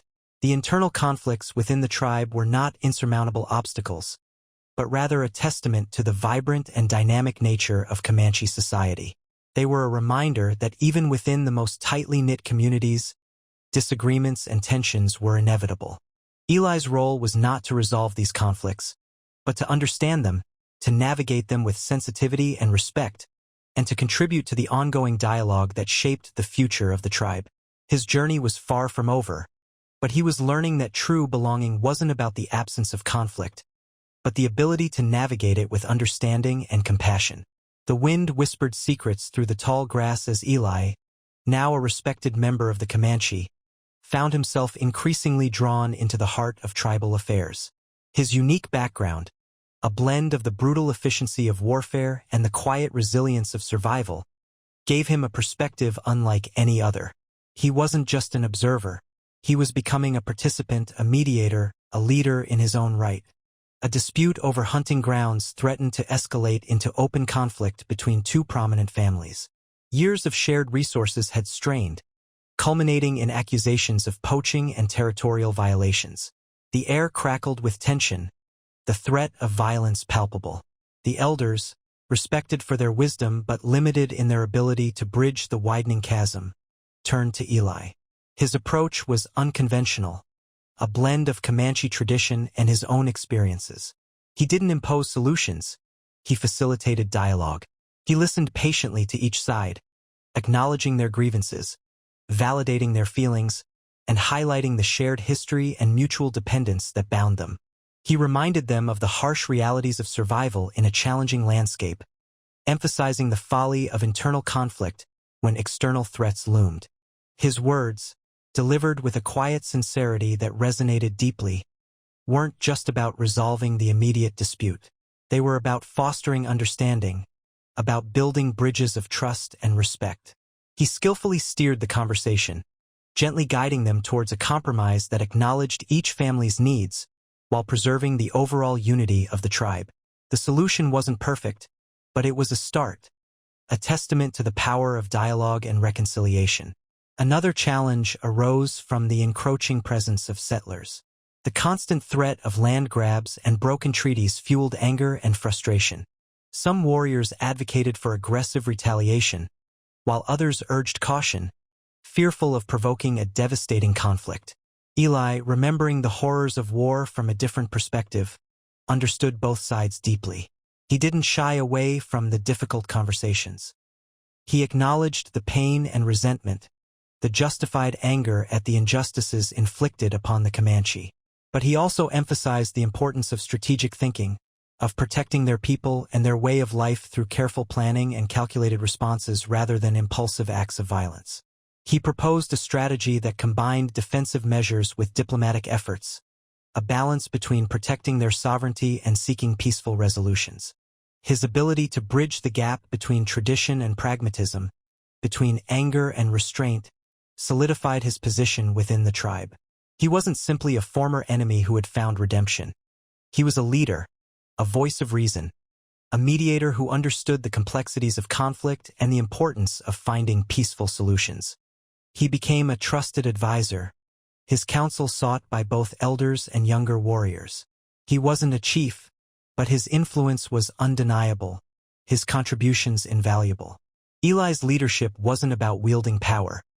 It was about fostering unity, about guiding the tribe through turbulent times with wisdom and compassion. He demonstrated that leadership could emerge from the most unexpected places, that a former enemy could become a trusted ally, and that a shared commitment to peace could overcome even the deepest divisions. His journey was a testament to the transformative power of empathy, understanding, and a willingness to bridge cultural divides. His influence continued to shape the future of the Comanche nation, demonstrating that true strength lies not in dominance, but in unity. The sun dipped below the horizon, casting long shadows across the plains, mirroring the long shadow Eli's life had once cast. But now, a different kind of light shone upon him, a light born of acceptance, respect, and the profound impact he had made on the Comanche tribe. His legacy wasn't etched in stone monuments, but woven into the very fabric of their lives. He had arrived a broken man, scarred by war, haunted by ghosts. He left a respected elder, his knowledge and skills seamlessly integrated into the tribal way of life. His expertise in carpentry, honed during his years as a civilian, proved invaluable. He taught the Comanche new techniques, helping them build stronger shelters, more efficient tools, and even rudimentary wagons for transporting goods. These weren't merely technological advancements. They were symbols of progress, enhancing their daily lives and strengthening their community. Beyond practical skills, Eli shared his knowledge of the outside world, not to impose his culture, but to offer another perspective, a lens through which the Comanche could view their own situation with greater clarity. He helped them navigate the treacherous currents of diplomacy with the encroaching settlers, teaching them the intricacies of negotiation and treaty-making. He wasn't teaching them to become like the settlers. He was empowering them to engage with the outside world on their own terms. His influence extended beyond the practical. Eli's quiet strength, his unwavering dedication to peace, and his ability to listen and understand resonated deeply within the tribe. He helped foster a spirit of unity and collaboration, bridging divides that had threatened to tear the community apart. His presence was a constant reminder that even the most bitter enemies could find common ground, that forgiveness was possible, and that peace was a worthwhile pursuit, even in the face of overwhelming adversity. He helped the tribe adapt to the changing times, not by abandoning their traditions, but by finding innovative ways to preserve them. He encouraged the younger generation to embrace both the old ways and the new knowledge, forging a path forward that honored their heritage while preparing them for the challenges that lay ahead. He wasn't just teaching skills. He was cultivating resilience, adaptability, and a sense of shared purpose. His impact on the Comanche wasn't simply a matter of imparting knowledge or skills. It was a profound cultural exchange. The Comanche, in turn, shared their rich heritage with Eli, teaching him their language, their customs, their deep connection to the land. The relationship wasn't one of dominance or subservience, but a mutual exchange of wisdom, respect, and understanding. Years later, long after Eli's passing, his name would be whispered with reverence, not as a reminder of the past conflicts, but as a symbol of reconciliation, a testament to the power of human connection, and a legacy of peace and progress built upon the shared experiences of a former enemy and a proud nation. His story became a part of their oral history, a tale of transformation, resilience, and the enduring strength of the human spirit. His life served as a powerful reminder that even amidst the harshest realities, hope, understanding, and peace could blossom. His impact was not just tangible. It was a profound shift in the cultural landscape, a lasting legacy etched in the hearts and minds of the Comanche people. Eli, the former soldier, now a respected member of the Comanche nation, found himself standing at a unique crossroads. He was a bridge, a living link between two vastly different worlds, the world of the Comanche and the world of the encroaching American settlers. His experiences, his understanding of both cultures, placed him in a position few others could occupy. He wasn't merely a translator of words. He was a translator of cultures, a mediator of misunderstandings, a champion of reconciliation. His efforts weren't always easy. Deep-seated prejudices, fueled by years of conflict and mistrust, ran like canyons through the landscape of both cultures. The settlers saw the Comanche as savages, a threat to their way of life, while some within the Comanche tribe harbored resentment toward the encroaching wave of settlers. Eli, however, saw beyond the stereotypes, beyond the ingrained hatred, to the shared humanity that bound them together. He used his unique position to foster communication, acting as an intermediary between the warring factions. He spoke the language of both sides, not just literally but figuratively. He understood the settlers' anxieties about land and resources, their fear of the unknown. He also understood the Comanches' deep connection to the land, their fierce protectiveness of their traditions and way of life. He became a voice of reason, a calming influence in a climate of escalating tension. His approach wasn't one of appeasement or compromise. It was one of education and understanding. He patiently explained the Comanche perspective to the settlers, dispelling myths and misconceptions, showcasing the richness and complexity of their culture. He highlighted their sophisticated social structures, their deep spiritual connection to nature, their intricate artistic expressions. He didn't ask the settlers to abandon their own beliefs. He simply asked them to understand and respect another way of life. Similarly, he helped the Comanche understand the settlers' motivations, their fears, and their aspirations. He explained the complexities of American society, the political landscape, and the forces that drove westward expansion. He wasn't advocating for assimilation. He was providing the Comanche with the knowledge they needed to navigate the changing landscape and protect their interests. Eli's efforts bore fruit. Slowly, grudgingly at first, a sense of mutual respect began to emerge. Trust, a fragile commodity in such a volatile environment, started to blossom. He organized meetings, facilitating dialogues between tribal leaders and settler representatives. He encouraged cultural exchanges, fostering a spirit of collaboration and understanding. He worked tirelessly to bridge the chasm of misunderstanding, one conversation, one act of kindness at a time. His legacy wasn't solely about mediating conflicts. It was about building bridges. He demonstrated that understanding was possible, that reconciliation was achievable, even between groups separated by deep-seated prejudice and a history of violence. He showed that empathy, respect, and a willingness to listen could overcome even the most formidable barriers. His work wasn't just about survival. It was about creating a future where both cultures could coexist, not in conflict, but in harmony. His actions transcended the simple act of mediation. They were a testament to the power of human connection and the enduring strength of the human spirit. He showed the world that even the bitterest of enemies could find common ground, and that peace, though challenging, was always worth fighting for. The Texas sun beat down on Eli, but the heat felt different now. It wasn't the oppressive, suffocating heat of his guilt-ridden past. It was the warm embrace of a new beginning. The transformation hadn't been instantaneous. It had been a slow, painstaking process, a shedding of old skins, a rebirth in the heart of the plains. The Civil War veteran, once haunted by the ghosts of Gettysburg and the weight of his actions, had found a different kind of battlefield, a battlefield of the spirit, where the weapons were understanding and the victories were measured in acts of kindness and reconciliation. He had arrived in Texas a broken man, a shell of his former self, carrying the invisible wounds of war far heavier than any physical scars. His past was a dark shadow, a relentless companion that whispered doubts and regrets in his ear. He had killed, and the memory of those deaths clung to him, a suffocating shroud.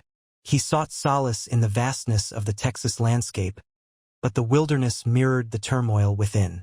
The landscape was unforgiving, just as he felt unforgiven. Then came the encounter with the Comanche, the unexpected turn of events that would alter the course of his life. It wasn't a sudden epiphany, a miraculous transformation. It was a slow, gradual unveiling, a peeling back of layers of trauma and self-loathing.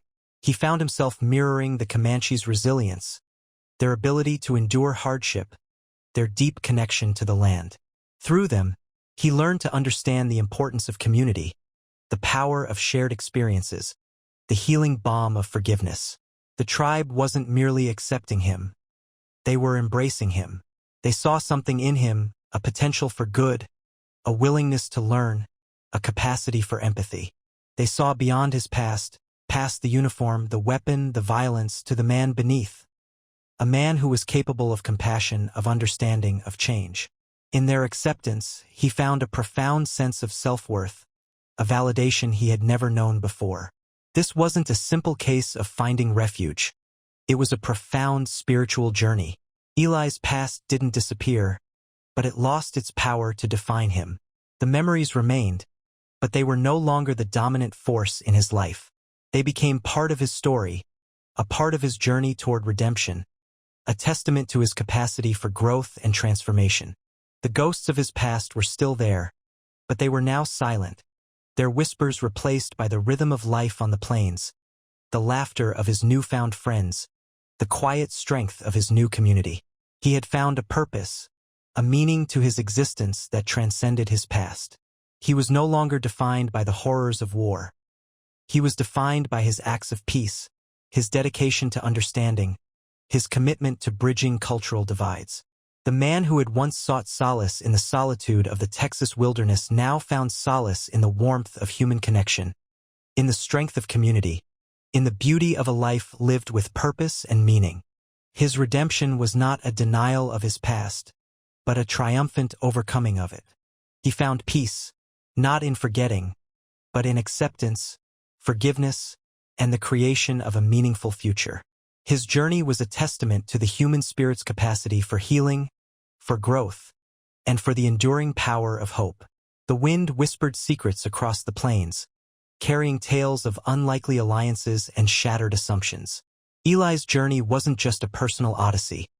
It was a profound challenge to the simplistic narratives of conflict that often dominated the era. His experience forced a reevaluation of the rigid boundaries drawn between civilized and savage, between enemy and friend.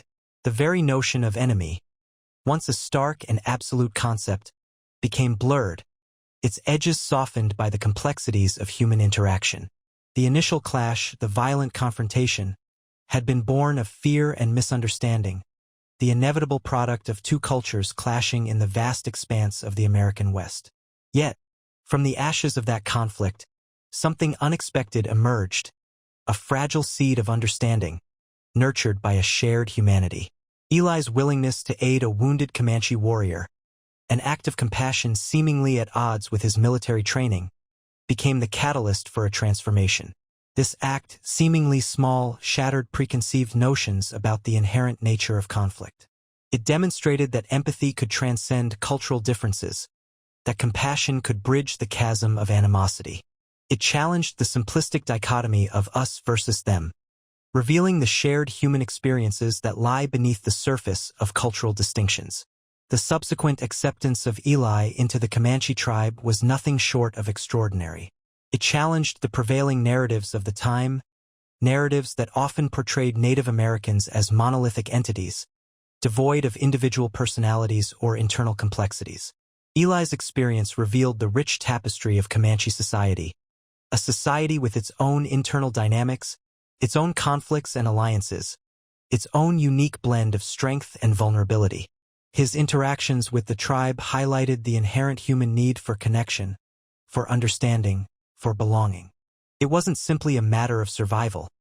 It was a matter of finding common ground, of recognizing shared aspirations, of building bridges across cultural divides. The alliances that formed were not based on conquest or subjugation, but on mutual respect, shared experiences, and a recognition of shared humanity. Eli's unique position, a Civil War veteran immersed in Comanche culture, provided a unique lens through which to view the conflict between the encroaching settlers and the indigenous population. He understood the perspectives of both sides, the fears, the anxieties, the hopes, and the dreams. He became a bridge, a mediator, a voice of reason in a world consumed by prejudice and misunderstanding. His story challenged the narrative of inevitable conflict, demonstrating the potential for cooperation, understanding, and even friendship even in the face of seemingly insurmountable cultural differences. His experience stands as a powerful testament to the resilience of the human spirit, the capacity for empathy, and the enduring power of human connection to overcome seemingly insurmountable obstacles. It serves as a reminder that the narratives we tell ourselves about conflict are often far too simplistic, that the complexities of human interaction defy easy categorization, and that unexpected alliances can be the source of profound transformation and lasting peace. The wind carried the story far and wide, a testament to the unexpected alliances that can blossom even amidst the harshest of landscapes. The vast expanse of the Texas plains became a canvas upon which a different kind of battle unfolded, a battle not of bullets and bloodshed, but of understanding and empathy. Eli, the former soldier, found himself at the heart of this silent conflict, a mediator between two worlds seemingly irreconcilable. His experience highlighted the profound power of empathy, demonstrating how it could bridge the chasm of prejudice and foster peaceful coexistence. It wasn't the absence of conflict that defined Eli's journey, but rather his response to it. He didn't shy away from the violence and brutality that characterized the encounters between the Comanche and the encroaching settlers. Instead, he confronted it head-on, not with weapons, but with understanding. He recognized that the fear and mistrust fueling the conflict were rooted in a lack of knowledge, in the perpetuation of harmful stereotypes, and in the absence of genuine human connection. Eli's willingness to learn the Comanche language, to understand their customs and traditions, to share his own experiences, was a testament to the power of empathy. He actively sought to understand their perspective, to see the world through their eyes, to appreciate the richness and complexity of their culture. This wasn't merely a matter of cultural sensitivity. It was a deep and abiding commitment to understanding the human being behind the cultural difference. His actions challenged the deeply ingrained prejudices that fueled the conflict, prejudices that reduced individuals to stereotypes and denied their inherent humanity. He demonstrated that empathy wasn't simply a matter of feeling sorry for someone. It was a matter of actively seeking to understand their experiences, their perspectives, their fears, and their hopes. It was about recognizing their shared humanity, despite the differences in culture and background. The process wasn't easy. It required patience, humility, and a willingness to challenge his own preconceived notions. It demanded that he confront his own biases and prejudices, acknowledging the ways in which his own experiences had shaped his perceptions. He had to learn to listen, truly listen, to the stories and experiences of the Comanche people, recognizing that their perspectives were as valid and as important as his own. This active engagement in understanding paved the way for meaningful dialogue and cooperation. It fostered a sense of trust and mutual respect, laying the foundation for peaceful coexistence. The bridges Eli built weren't constructed of stone and mortar. They were built on the foundations of shared understanding, mutual respect, and a deep-seated recognition of shared humanity. Eli's story is a powerful reminder that empathy is not a luxury, but a necessity. It is the cornerstone of peaceful coexistence, the foundation upon which we can build a more just and equitable world. It challenges us to move beyond simplistic narratives of conflict, to confront our own biases, and to actively seek to understand the perspectives of those who are different from us. In a world often characterized by division and conflict, Eli's journey serves as a beacon of hope, a testament to the transformative power of empathy and understanding. His legacy echoes across the plains, a reminder that even in the face of seemingly insurmountable differences, empathy can bridge the divide. The wind whispered secrets across the Texas plains, carrying with it the echoes of Eli's transformation. His journey wasn't simply a geographical relocation. It was a profound internal metamorphosis. The man who arrived, broken and scarred by war, was not the man who departed. His time amongst the Comanche etched indelible lessons onto his soul, reshaping his understanding of humanity, resilience, and the boundless capacity for change and forgiveness. The battlefield had taught him the brutal realities of conflict, the dehumanizing effects of violence, and the enduring power of hatred. Yet, amidst the chaos and carnage, he'd also witnessed acts of unexpected kindness, moments of compassion that pierced through the darkness. These fleeting instances of human connection had sown a seed of hope within him, a seed that blossomed unexpectedly in the unfamiliar soil of Comanche society. Living amongst the Comanche, Eli learned that resilience wasn't merely the ability to endure hardship. It was the capacity to adapt, to find strength in adversity, to rebuild one's life from the ashes of destruction. He saw this resilience not only in the face of the harsh realities of life on the plains, but also in the enduring spirit of the Comanche people, who had faced countless challenges and yet persevered, maintaining their cultural identity and their unwavering sense of community. The Comanche taught him the importance of community, the strength found in shared purpose, and the healing power of belonging.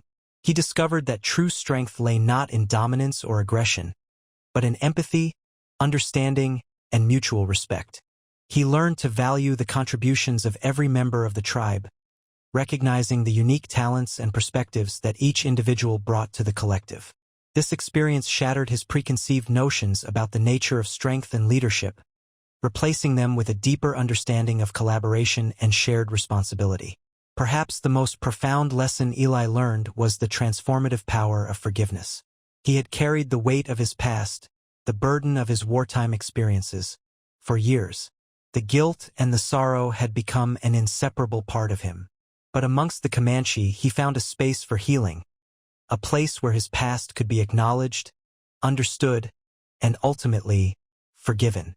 The tribe's acceptance, their unwavering belief in his potential for redemption, allowed him to confront his demons, to heal his emotional wounds, and to emerge as a stronger, more compassionate individual. His journey wasn't without its challenges. The cultural differences were significant, and the process of adaptation was demanding. Yet the rewards were immeasurable. He found meaning and purpose in his new life, a sense of belonging that he had never experienced before. He learned to appreciate the value of different perspectives, to challenge his own assumptions, and to recognize the inherent dignity and worth of every human being. Eli's transformation was a testament to the resilience of the human spirit, the capacity for growth and change, and the power of forgiveness. He carried the scars of his past, but they no longer defined him. Instead, they served as a reminder of the journey he had undertaken, the lessons he had learned, and the profound impact that human connection can have on a life.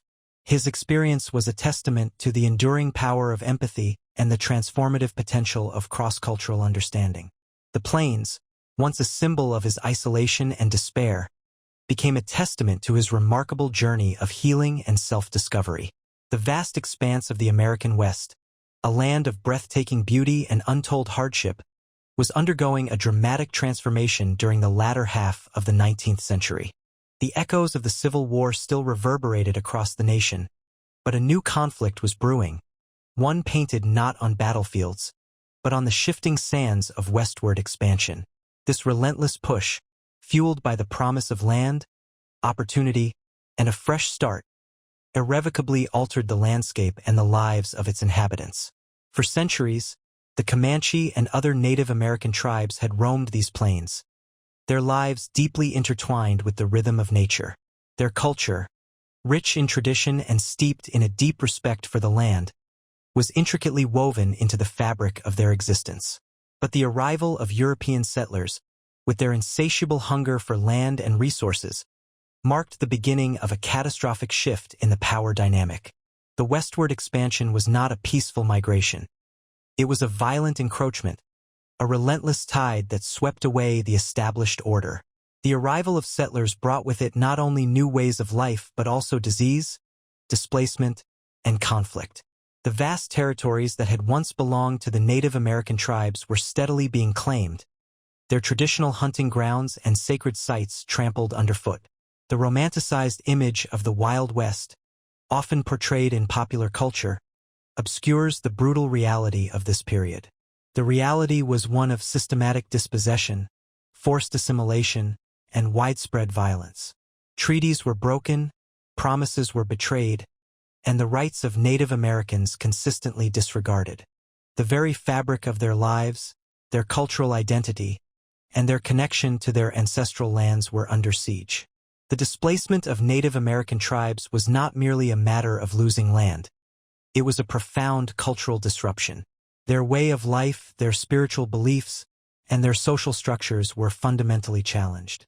The forced relocation onto reservations, often barren and inadequate, dealt a devastating blow to their livelihoods and their sense of self.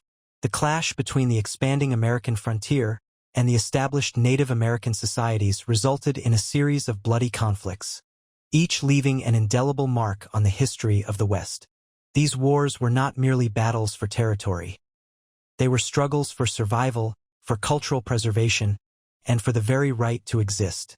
The stories of these conflicts, often overlooked or simplified, are crucial to understanding the complex tapestry of the American West. They remind us of the human cost of westward expansion, the injustices inflicted on Native American populations, and the lasting impact of these historical events. The changing landscape of the West was not just a geographical alteration. It was a fundamental shift in the social and political order. The narrative of westward expansion, often framed as a story of progress and triumph, must be re-examined to acknowledge the untold suffering and the profound cultural losses that it entailed. Only then can we fully comprehend the complexity of this pivotal period in American history and appreciate the enduring legacy of its impact on Native American communities. The Texas sun beat down on Eli, but the heat felt insignificant compared to the fire that still burned within him, a fire stoked by memories of the Civil War. He'd witnessed horrors unimaginable to most, scenes etched into his soul with the precision of a battlefield surgeon's scalpel. The screams of the dying, the metallic tang of blood, the constant, gnawing fear, these were the companions he carried long after the war had ended. His time in the army hadn't been just about fighting. It had been about the relentless erosion of his humanity. He'd seen men reduced to shadows of their former selves, their spirits broken by the brutality of war. He'd seen acts of unspeakable cruelty, committed by both sides, acts that left an indelible stain on his conscience. He'd lost friends, comrades who'd become brothers, leaving behind a void that no amount of time could fill. The war hadn't ended on the battlefield. It continued within him, a silent, insidious battle fought in the dark recesses of his mind. Sleep offered little respite, replaced by nightmares that replayed the horrors he'd witnessed. Days bled into nights, each one a reminder of the life he'd lost, the innocence he'd witnessed shattered. He carried the weight of his past like a physical burden, a heavy cloak that suffocated his spirit. His arrival in the Texas wilderness had been an attempt at escape, a desperate bid to outrun the ghosts that haunted him. But the vast emptiness of the plains mirrored the emptiness within him, amplifying his loneliness and despair. The silence was deafening, broken only by the wind whistling through the tall grass, a constant reminder of his isolation. His initial encounters with the Comanche were fraught with tension, a clash of cultures and worldviews. But as he spent more time amongst them, he found himself drawn to their deep sense of community and their respect for the land. Their resilience in the face of hardship, their intricate social structures, and their profound connection to their environment provided a stark contrast to the chaos and brutality he'd experienced in the war. The Comanche, despite their own struggles, embraced Eli with a surprising generosity. They saw past his uniform, past the scars both visible and hidden, recognizing a shared humanity. He learned to appreciate their deep respect for tradition, their complex ceremonies, and their fierce loyalty to one another. This newfound understanding began to heal the wounds of his past, offering him a sense of belonging he'd long craved. He found solace in their communal life, in the shared responsibility for the well-being of the tribe. The rhythm of their daily lives, the cycle of planting and harvesting, the intricate rituals and ceremonies, all provided a sense of order and purpose that his war-torn life had lacked. He found a sense of peace, not in forgetting his past, but in accepting it and finding a new way to live with it. The skills he'd learned in the army, while initially used for destruction, now found a new purpose in helping the Comanche. His knowledge of survival techniques, his ability to strategize and plan, and his determination to protect those he cared for became invaluable assets to the tribe. He traded the violence of war for the peace of reconciliation, proving that the skills of survival could be used for both destruction and creation. In the end, the Comanche weren't just his saviors. They were his teachers, guiding him on a path to healing and redemption. The war within him began to fade, replaced by a newfound sense of purpose and a deep appreciation for the beauty of life. The vast expanse of the Texas plains offered Eli a stark contrast to the claustrophobic battlefields of his past. Where once he'd been surrounded by the chaos of war, the relentless barrage of gunfire and the cries of the dying, he now found himself enveloped by a breathtaking silence, broken only by the whisper of the wind and the distant cry of a hawk. The endless horizon stretched before him, a symbol of the boundless possibilities that lay ahead, a stark contrast to the confined and brutal reality of his former life. The landscape itself seemed to possess a healing power, a restorative energy that seeped into his very being. The vibrant colors of the wildflowers, the majestic sweep of the grasslands, the towering grandeur of the ancient trees, these were not merely aesthetic pleasures. They were a balm to his wounded soul. Nature's unyielding beauty served as a powerful antidote to the ugliness and despair he had witnessed on the battlefields. The sunrises and sunsets, painted across the canvas of the sky in hues of fiery orange and deep violet, filled him with a sense of awe and wonder. He found himself drawn to the rhythmic patterns of nature, the predictable cycles of the seasons, the steady march of the stars across the night sky. These natural rhythms provided a sense of order and stability, a comforting counterpoint to the chaotic memories that still haunted him. The Comanche understood this connection to the land implicitly. They saw it not merely as a source of sustenance, but as a sacred entity, a living being that deserved respect and reverence. Their deep spiritual connection to nature was evident in their rituals, their ceremonies, and their way of life. Eli learned from them, watching as they harvested the land's bounty with reverence and care, ensuring that their actions lived in harmony with the natural world. He discovered a new appreciation for the simple pleasures of life, the feel of the warm sun on his skin, the refreshing coolness of a stream, the taste of fresh berries picked from the bushes. These seemingly insignificant moments became profound experiences, reminding him of the basic goodness that still existed in the world, a goodness that had been obscured by the darkness of war. The landscape itself became a teacher, a silent guide on his journey toward healing. It offered him solitude when he needed to reflect, companionship when he felt lonely, and a sense of perspective when he felt overwhelmed by his past. The vastness of the plains allowed him to confront his inner demons, to grapple with the painful memories that had plagued him for so long. The natural world provided him with a sanctuary, a refuge from the turmoil within. It was a place where he could let go of the weight of his past, where he could breathe freely, and where he could begin to rebuild his life. The land became a silent witness to his transformation, a silent partner in his journey toward healing and spiritual growth. The landscape, in its quiet majesty, offered him a path toward peace and acceptance, a path he might never have found had he remained trapped in the confines of his own mind. The Texas plains, once a symbol of his escape, became a symbol of his redemption. The initial encounters between Eli and the Comanche were fraught with misunderstanding, a silent battle waged not with weapons, but with the impenetrable barrier of language. Eli's English, though tinged with the harsh dialect of the southern states, was as foreign to the Comanche as their melodic tongue was to him.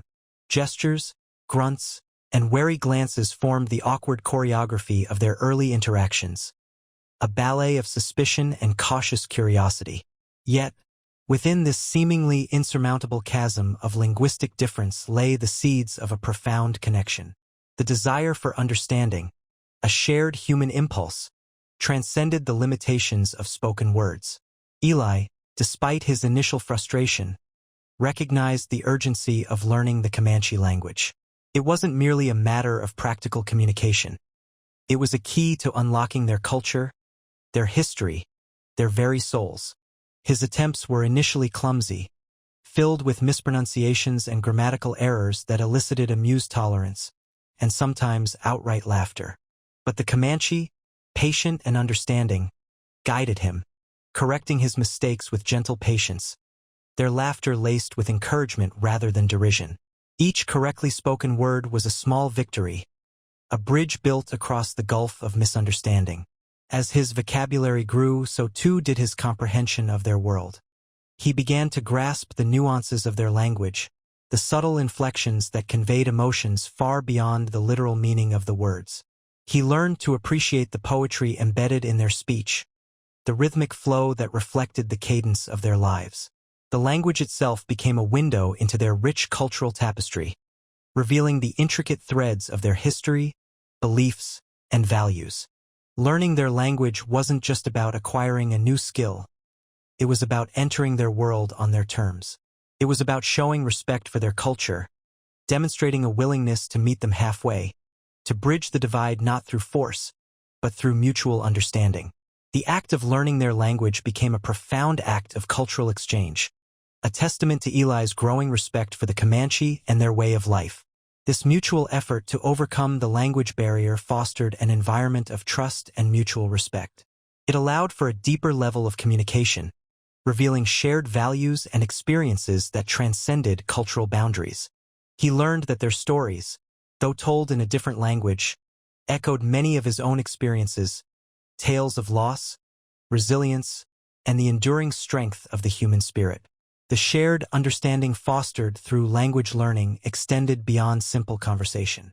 It allowed Eli to participate more fully in the Comanche community, to understand their customs, their beliefs, and their daily lives. It facilitated collaborative problem-solving, allowing them to overcome challenges together, solidifying their alliance and forging a bond that transcended the limitations of language itself. The language, in its essence, became a testament to the power of human connection, a bridge built not of stone and mortar, but of shared words and mutual respect. It was a powerful reminder that true communication lies not just in the words we speak, but in the understanding we foster. The crackling campfire cast dancing shadows on the faces gathered around it, their expressions illuminated by the flickering flames. These weren't just flames. They were the heart of the Comanche community, warming not only their bodies but also their spirits. And around this heart, stories were shared, stories that were as vital to their survival as the buffalo that roamed the plains. For the Comanche, storytelling wasn't mere entertainment. It was the lifeblood of their culture, a sacred duty passed down through generations. Eli, initially a silent observer, soon discovered that these weren't just tales of hunts and battles. They were living histories, vibrant narratives that preserved their traditions, their beliefs, and their very identity. He listened, captivated, as the elders recounted ancient legends, their voices weaving tapestries of myth and magic. He heard stories of creation, of brave warriors, of wise chiefs, stories that painted a vivid portrait of the Comanche spirit, its strength, its resilience, and its deep connection to the land. Through these narratives, Eli began to understand the Comanche perspective, their worldview. He learned about their reverence for nature, their intricate social structures, and their profound respect for their ancestors. He discovered that their history wasn't merely a chronicle of events. It was a living entity, constantly evolving and reinterpreted through the lens of each generation. But the power of storytelling extended beyond the preservation of history. It was a powerful tool for healing and reconciliation. As Eli shared his own experiences, his stories of the Civil War, the trauma, the loss, and the lingering bitterness, he found a receptive audience. The Comanche, though unfamiliar with his conflict, understood the universal language of pain and suffering. They listened with empathy, offering words of comfort and understanding, their own stories of hardship and resilience mirroring his own. The act of sharing his own story was a cathartic experience for Eli. He had carried the weight of his past, the ghosts of the war, like a heavy cloak. But as he spoke, as he saw his pain reflected in the eyes of his listeners, he felt a sense of release, a sense of connection that transcended the differences in their backgrounds.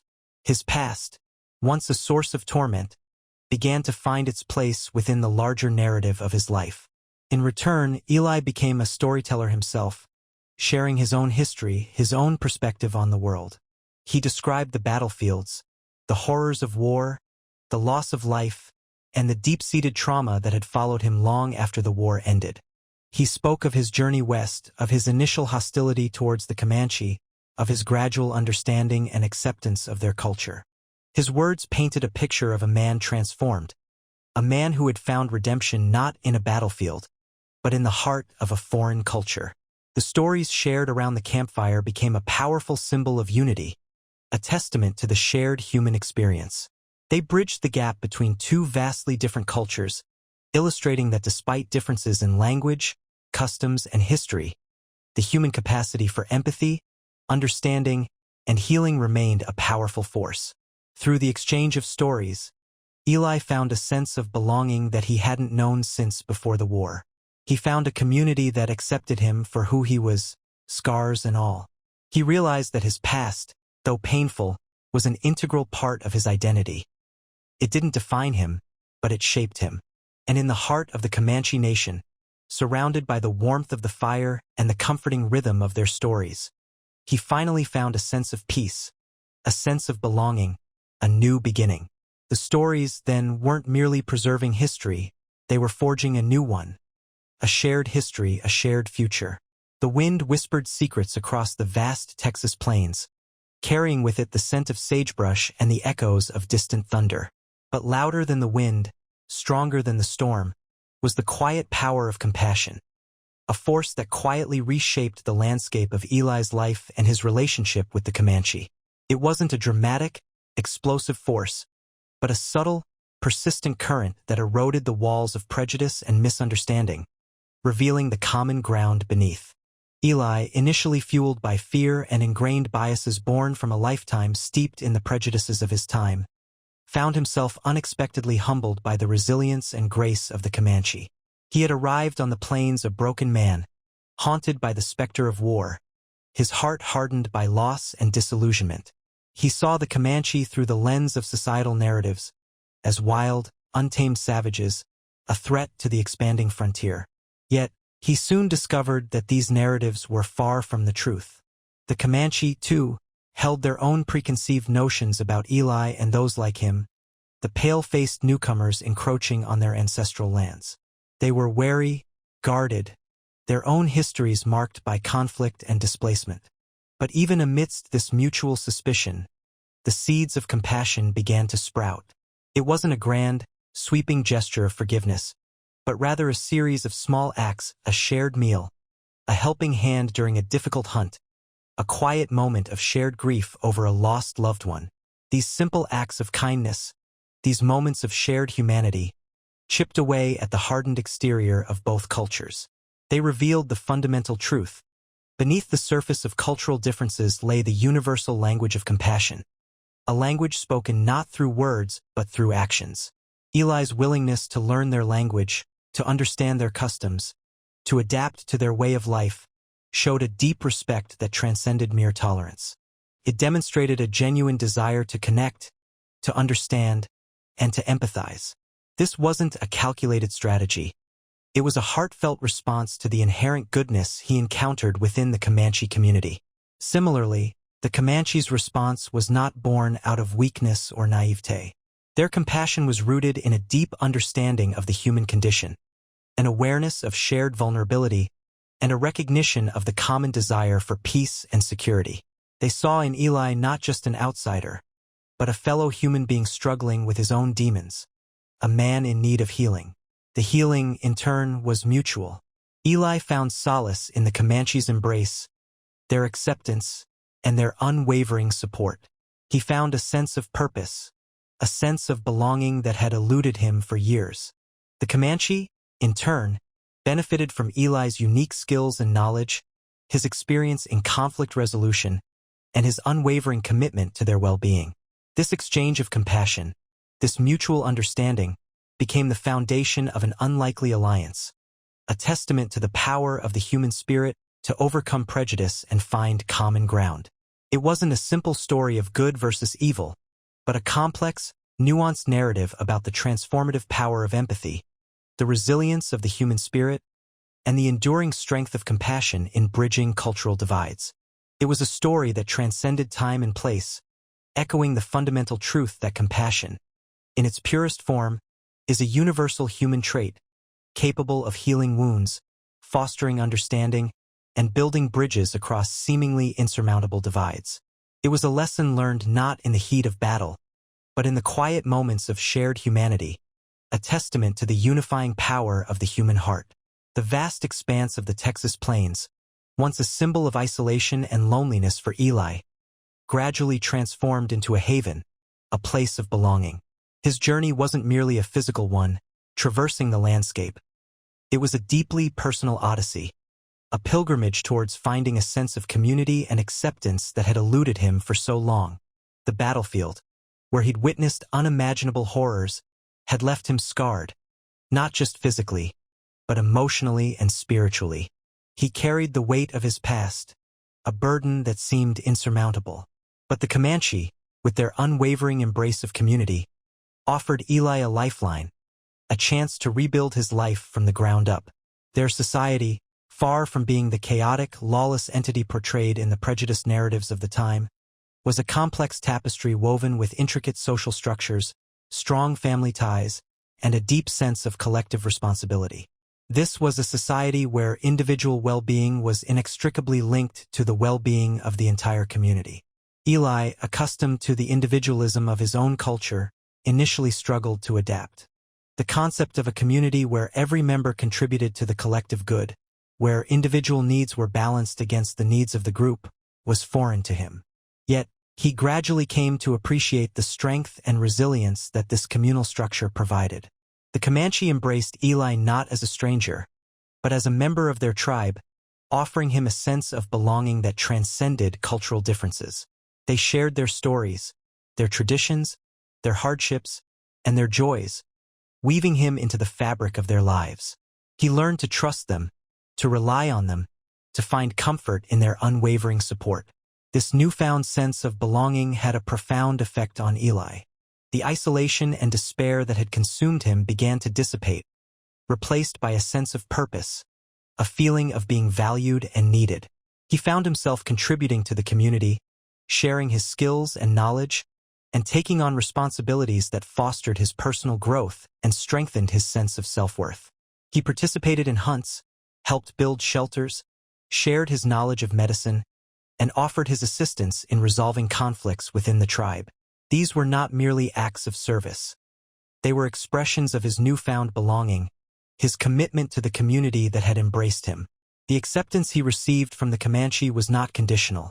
It wasn't based on his ability to conform to their ways or abandon his own identity. Instead, it was an acceptance that celebrated diversity, that recognized the value of individual differences, and that fostered a sense of unity within a rich tapestry of cultures.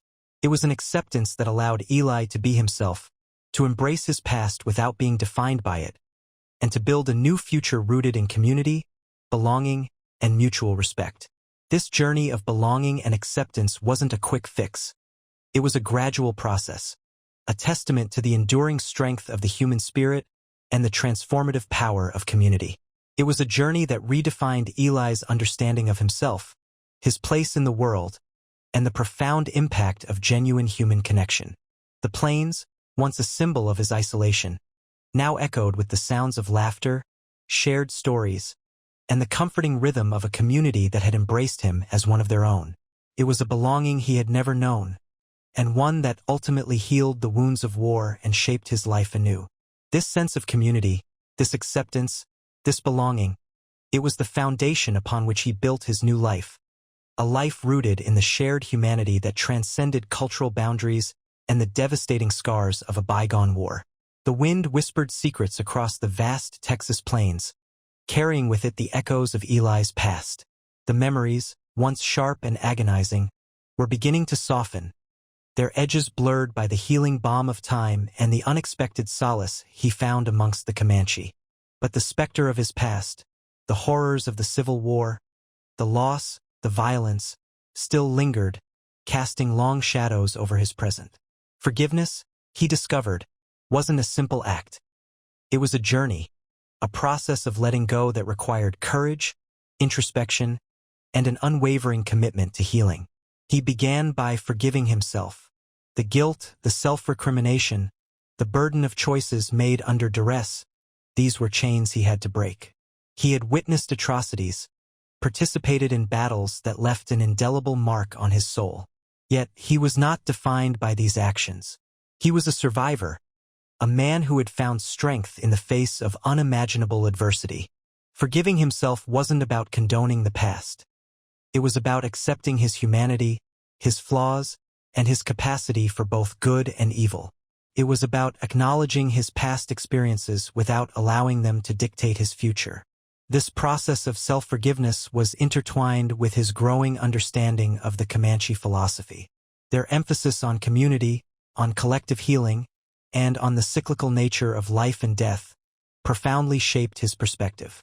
He learned that holding on to anger and resentment was a burden that only served to perpetuate suffering. Forgiveness, they taught him, was not about forgetting, but about acknowledging the hurt, accepting it, and moving forward. Extending that forgiveness to others proved to be a more challenging task. The bitterness toward his former comrades, the lingering animosity towards the enemy, the deep-seated prejudice against the Native Americans he had once viewed with suspicion, all these emotions demanded confronting.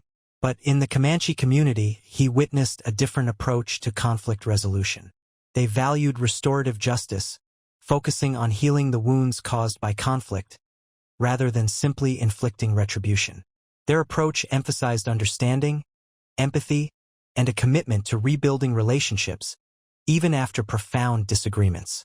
Through observing their practices, Eli began to see the futility of holding on to anger. It served no purpose, brought no healing.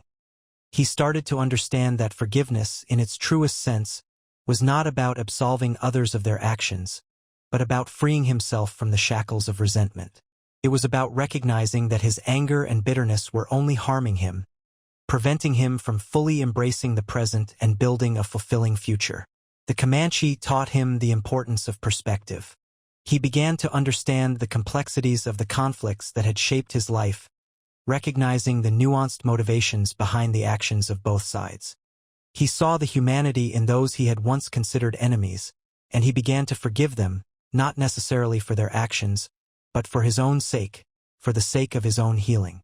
This journey of forgiveness was a gradual process, a long and winding road that required courage, humility, and unwavering self-reflection.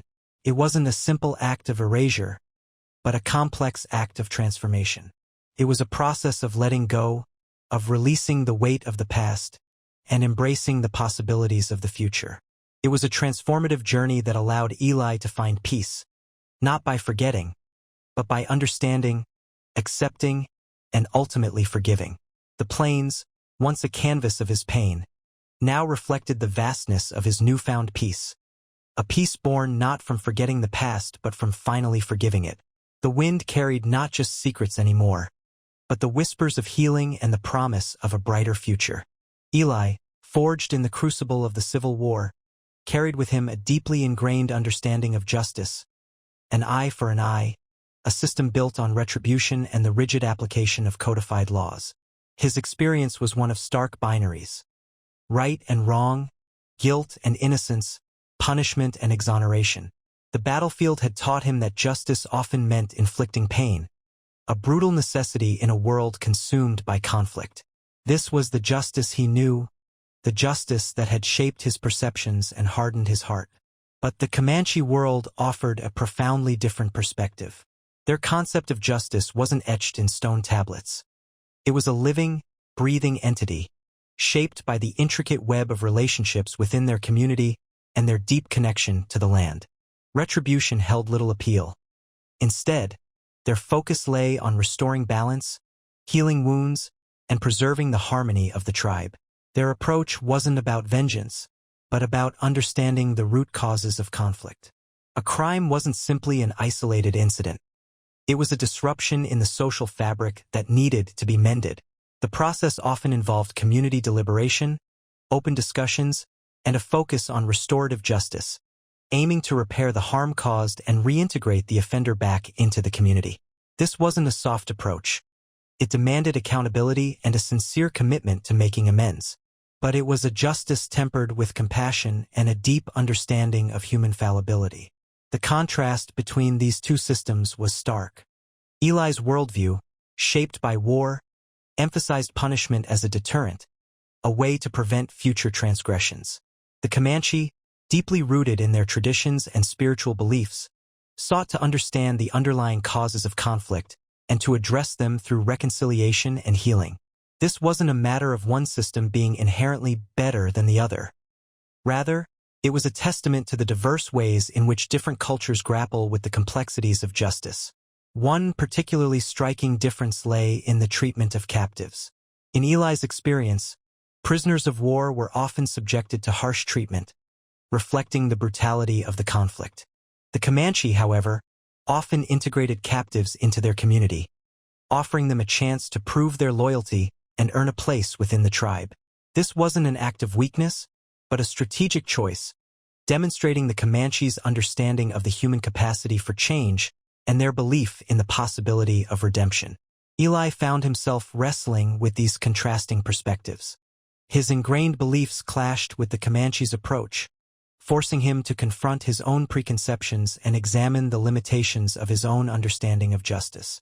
He witnessed firsthand the effectiveness of the Comanche approach, its ability to heal wounds and strengthen community bonds.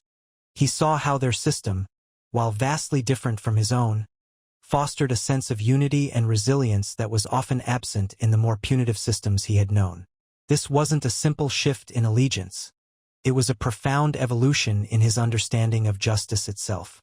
He began to appreciate the nuanced complexities of conflict resolution, the importance of understanding the root causes of wrongdoing, and the power of restorative justice in healing communities and individuals. The Comanche taught him that justice wasn't simply about punishment. It was about restoring balance, healing wounds, and ensuring the well-being of the entire community. It was a lesson that would forever shape his understanding of the world and his place within it.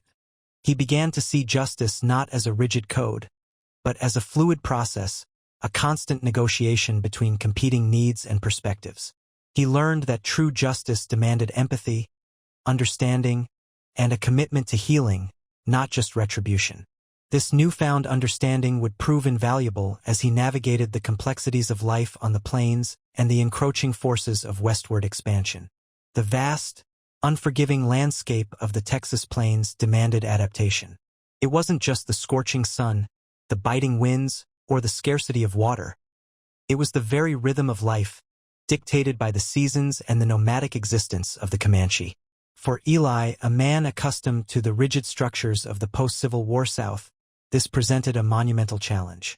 His past, steeped in the confines of societal norms and military discipline, now felt as distant and irrelevant as the distant rumble of cannons.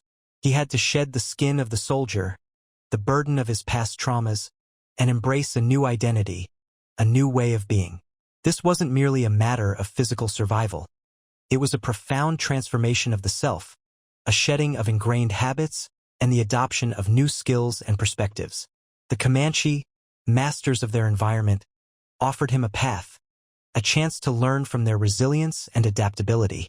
The process was arduous, filled with moments of frustration and self-doubt. His initial attempts at horsemanship were clumsy and awkward, his understanding of their intricate social customs often flawed.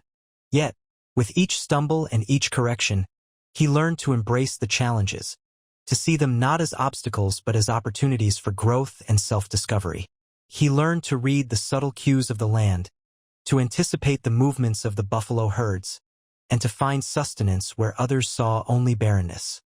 He mastered the art of tracking, honing his senses until he could perceive the faintest of tracks, the slightest disturbance in the undergrowth. He learned the language, not just the words but the nuances of expression, the unspoken communication that bound the tribe together. This adaptation extended beyond the practical. He began to understand the Comanche's deep spiritual connection to the land, their reverence for the natural world, and their intricate system of beliefs and traditions. He saw how they adapted their strategies, their social structures, even their spiritual practices, to the ever-changing demands of their environment. Their flexibility, their willingness to change and adapt, was a testament to their enduring strength and resilience. Eli's transformation wasn't a mere imitation. It was a synthesis, a blending of his past experiences with his newfound knowledge and understanding. He didn't abandon his past. He integrated it, finding ways to apply his own skills and experience within the context of his new life. He learned to lead, not through coercion or command, but through collaboration, respect, and a deep understanding of the people he now called his tribe. His journey highlighted the power of adaptability, the transformative potential of embracing change, and the enduring human capacity for growth and renewal.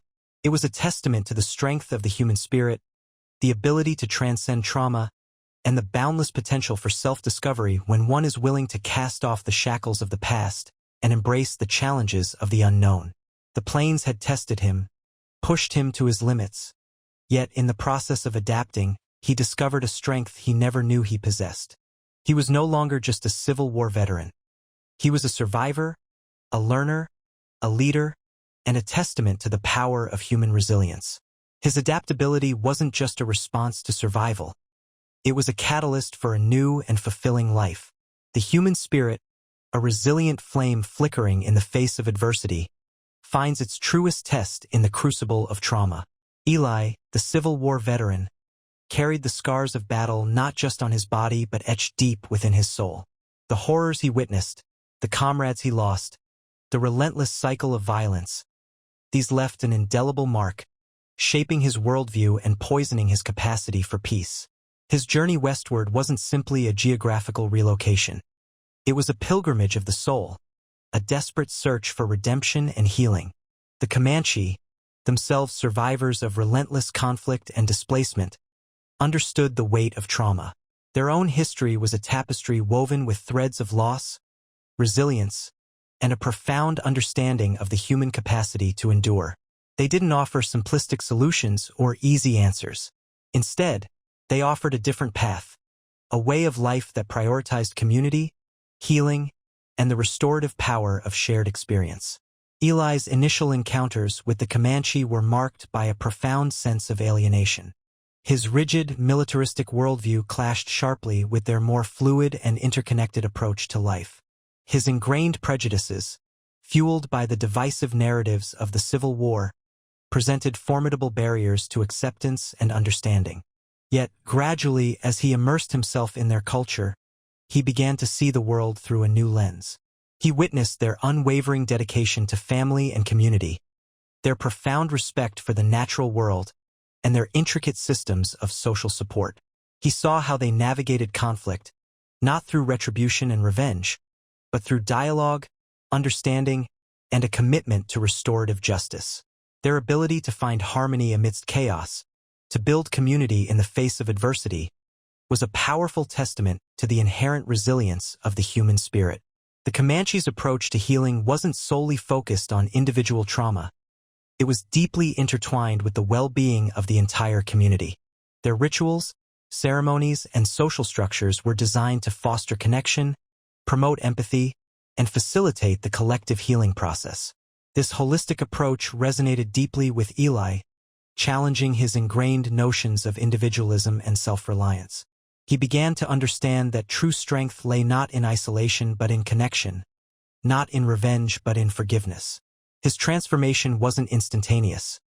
It was a gradual unfolding, a slow and painstaking process of self-discovery and personal growth. He learned to trust again, to open himself to vulnerability, and to find solace in the shared experiences of a community that embraced him despite his past. His journey was a testament to the extraordinary capacity of the human spirit to overcome adversity, to heal from trauma, and to forge a new path towards peace and reconciliation. The resilience of the human spirit is not simply an abstract concept.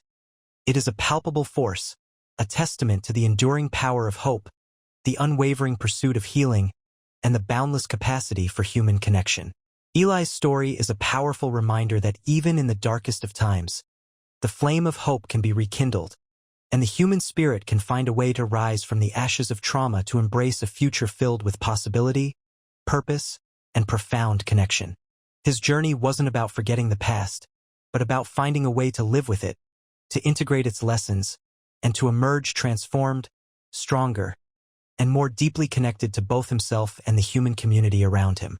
He found healing not in isolation, but in the embrace of a new tribe, a new way of life, and a new understanding of himself and his place in the world. For Eli, the concept of home underwent a profound transformation. Initially, It was a place tied to a specific geography, a familiar landscape etched with the memories of his past. The ravaged fields of Virginia, the smoke-filled battlefields, the ghosts of fallen comrades, these were the haunting images that defined his sense of home, a home steeped in loss and trauma. This home, however, offered no solace, only a constant reminder of the pain he carried. It was a place of bitter memories, a constant battleground within his own mind. His journey westward represented a desperate attempt to escape this spectral home, to outrun the shadows of his past. Yet, the concept of home wasn't something he could simply leave behind. It was deeply ingrained in his identity, a part of his very being. The open plains of Texas, initially a symbol of escape, initially felt alien and unwelcoming. The vastness of the landscape mirrored the vastness of his inner turmoil, a stark and unforgiving reflection of his own fractured state.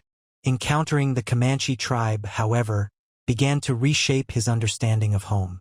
He witnessed a community deeply connected to the land, a people who saw their home not just as a physical location, but as a vibrant tapestry of shared history, cultural practices, and enduring relationships.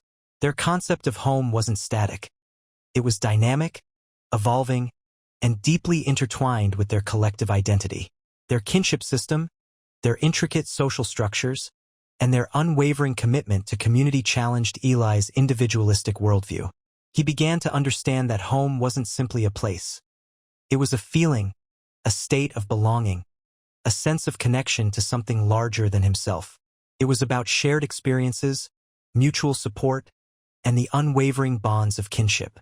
Slowly, tentatively, Eli began to feel a sense of belonging among the Comanche. He learned their language, embraced their customs, and participated in their rituals. He discovered a sense of purpose, a role to play within their community, and a profound sense of connection to the land and its people. The healing process wasn't easy. His past continued to haunt him, but within the Comanche community, he found a safe space to process his trauma, to confront his demons, and to begin the long journey towards healing and self-acceptance. He found a home not in a geographical location, but in the hearts and minds of a people who accepted him despite his past. The transformation was gradual, almost imperceptible at first. It wasn't a sudden shift, but a slow, organic process of growth and self-discovery. He started to see the land as a source of sustenance and inspiration, not just a desolate expanse. He began to appreciate the richness of their culture, their deep connection to the spiritual realm, and the wisdom embedded within their traditions. Ultimately, Eli's journey was a testament to the transformative power of belonging. He found a home not in a place, but in a community, a home built not on bricks and mortar, but on shared experiences, mutual respect, and the enduring bonds of kinship. His story speaks to the profound human need for connection, the power of community to heal, and the enduring resilience of the human spirit in its relentless search for belonging. The meaning of home, once a place of pain and isolation, evolved into a symbol of acceptance, healing, and profound connection. This new home, forged in the crucible of shared experience, became a testament to the enduring power of the human spirit to overcome adversity and find solace in the embrace of community. For Eli, witnessing the Comanche's intricate rituals and ceremonies was a window into the soul of their culture. It was more than just a series of actions. It was a living testament to their history, their beliefs, and their deep connection to the land and their ancestors. These weren't simply empty traditions. They were powerful expressions of cultural identity, meticulously preserved and passed down through generations. The sun dance, for example, was a spectacle of profound spiritual significance. The rhythmic drumming, the chanting voices, the intense physical endurance, all combined to create an atmosphere of reverence and shared purpose. Eli, initially an outsider, found himself drawn into the hypnotic rhythm, the collective energy of the participants transcending language and cultural barriers. He observed the intricate choreography, the symbolic gestures, and the deep emotional investment of those involved.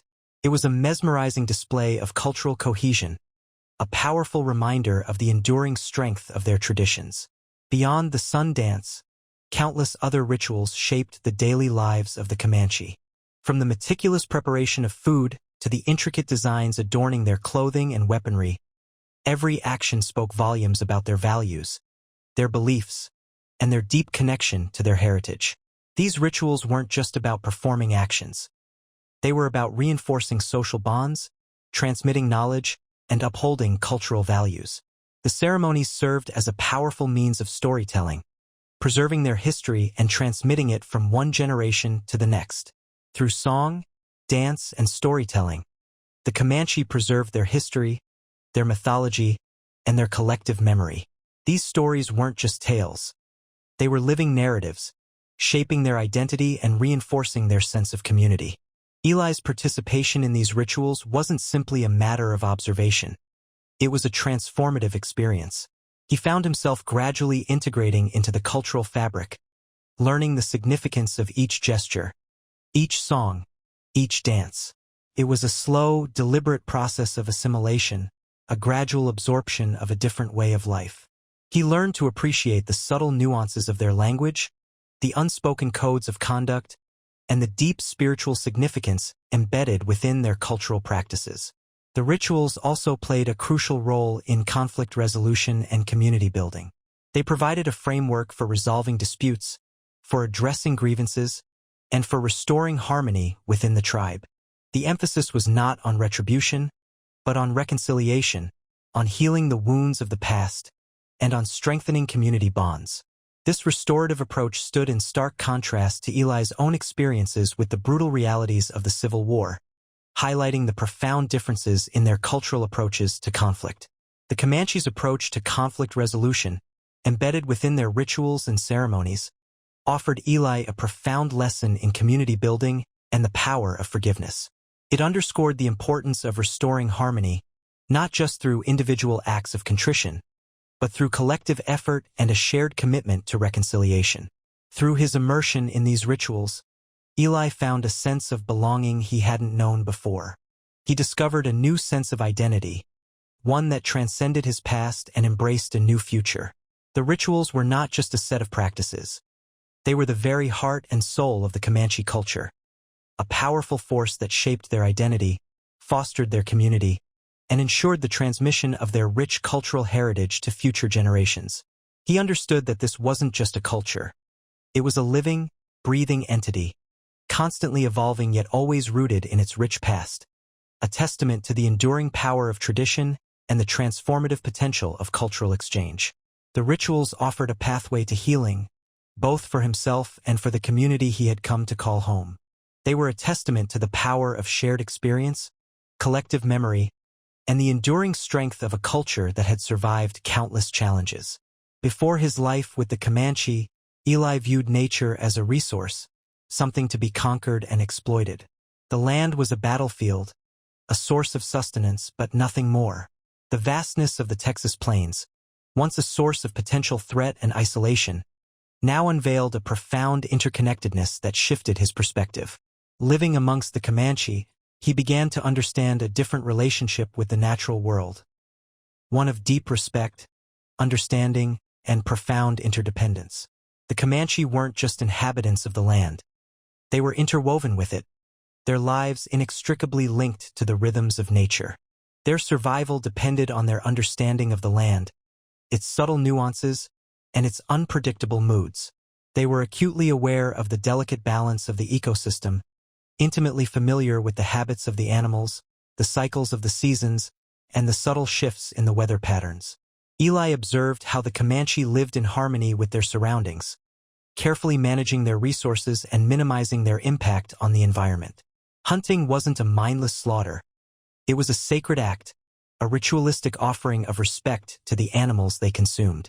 They understood the interconnectedness of life, recognizing that their own well-being was directly tied to the health of the land and its inhabitants. Their approach to agriculture was equally respectful. They didn't force the land to yield. They worked with it, carefully tending to their crops, understanding the needs of the soil, and respecting the natural cycles of growth and decay. This wasn't merely a practical approach. It was a spiritual one, a recognition of their place within the larger web of life.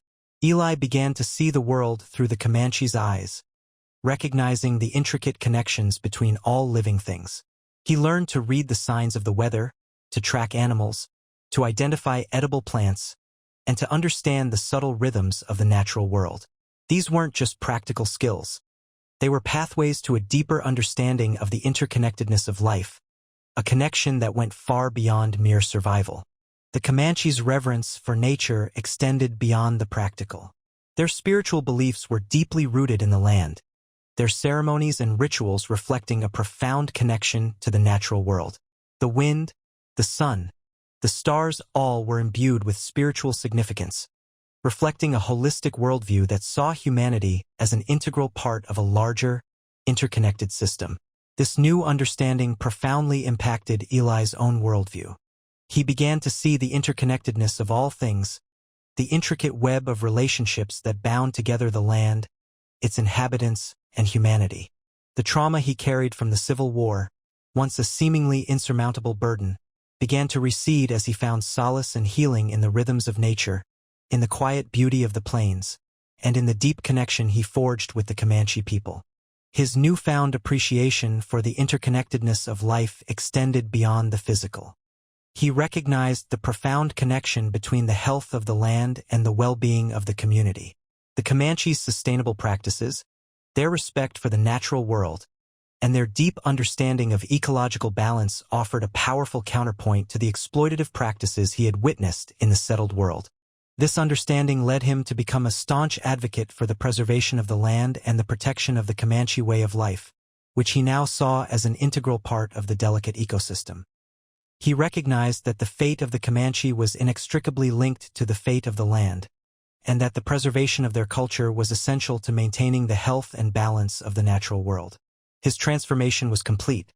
He was no longer just a survivor of the war.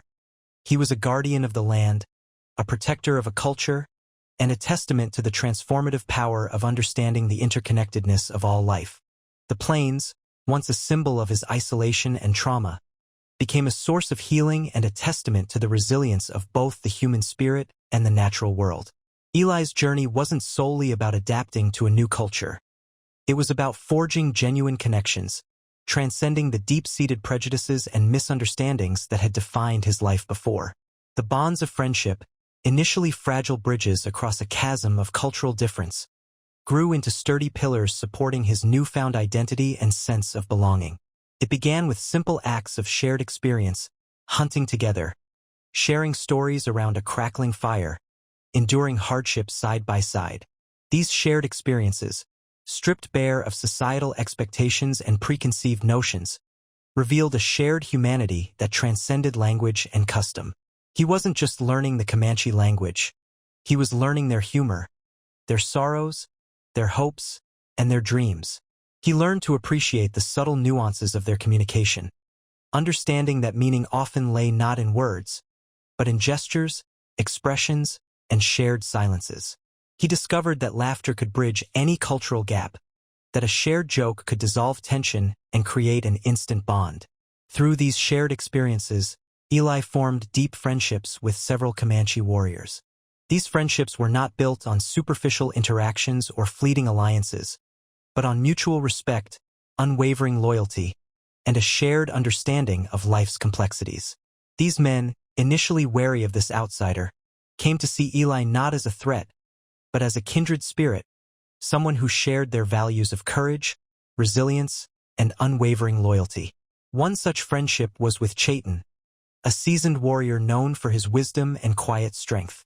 Their bond was forged in the crucible of a shared hunt, a grueling pursuit that tested their physical and mental endurance. Through this shared hardship, a deep respect blossomed, a mutual understanding that transcended language barriers and cultural differences. Chaitin became Eli's mentor, guiding him through the intricacies of Comanche culture and teaching him the importance of balance, harmony, and respect for the natural world. Another significant friendship was with Tala, a young woman known for her sharp wit and unwavering spirit. Their bond was forged through shared stories and late-night conversations under the starlit sky. Tala challenged Eli's preconceived notions about women's roles in society, revealing a strength and independence he had never encountered in his previous life. She became his confidant, his friend, and a vital source of support during his journey of self-discovery. These friendships weren't merely social interactions. They were transformative experiences that reshaped Eli's understanding of himself and the world around him. He learned that true friendship transcends cultural boundaries, that empathy and understanding are more powerful than prejudice and fear.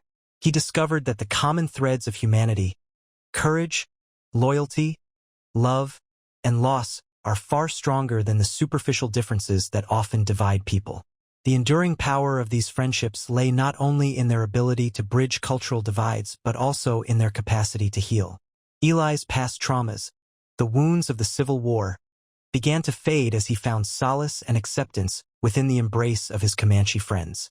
Their unwavering support, their unwavering loyalty, and their genuine affection provided him with the emotional healing he had long sought. These friendships weren't just a refuge from the harsh realities of the frontier. They were a source of strength, resilience, and hope. They reminded him that even in the midst of conflict and hardship, the human spirit could endure, and that the bonds of friendship could transcend even the deepest divides. As Eli's journey progressed, these friendships became the bedrock upon which he built his new life, his new identity, and his new understanding of what it meant to be human.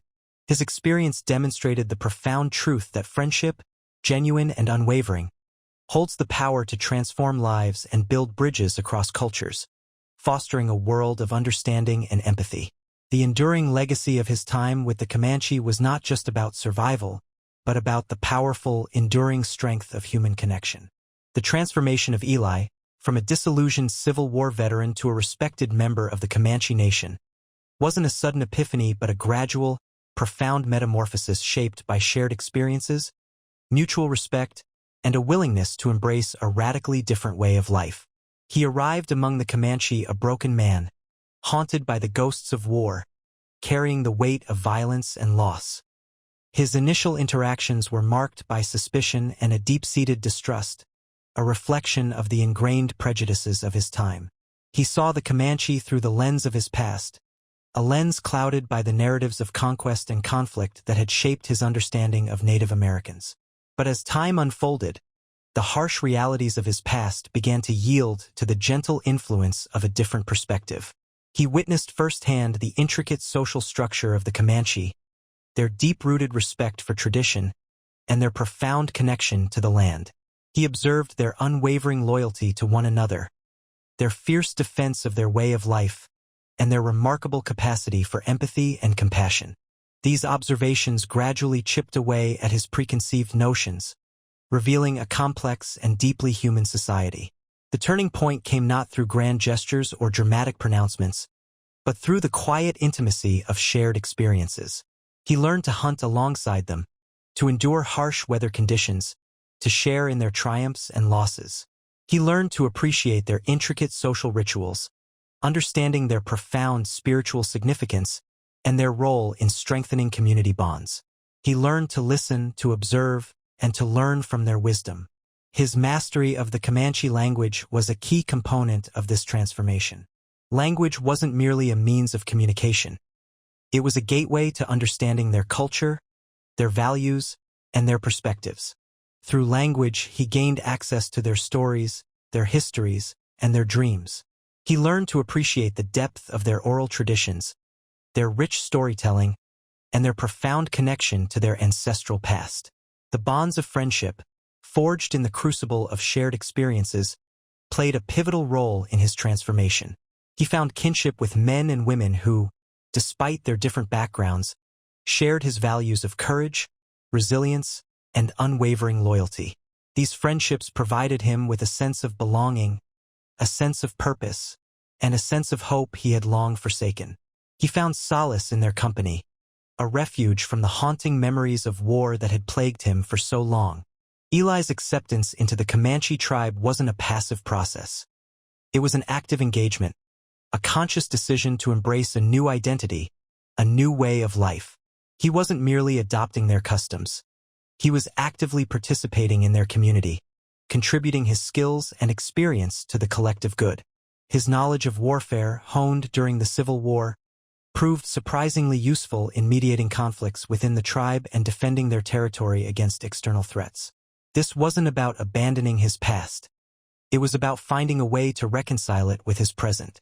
His experiences in the Civil War, though deeply traumatic, provided him with a unique perspective on conflict and resolution. He understood the devastating consequences of violence and the importance of finding peaceful solutions. His past, therefore, became a source of strength, enabling him to facilitate peace and understanding between warring factions within the tribe and between the Comanche and encroaching settlers. His transformation was complete.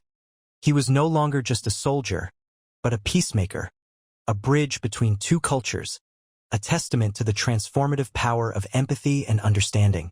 His journey became a powerful narrative of redemption and reconciliation, a story of a man who found peace and purpose not by escaping his past, but by integrating it into his new identity, proving that even the most deeply scarred souls can find healing and hope in the most unexpected of places. His legacy became one of peace, a testament to the power of human connection and the enduring strength of the human spirit. Eli's story isn't merely a tale of personal transformation.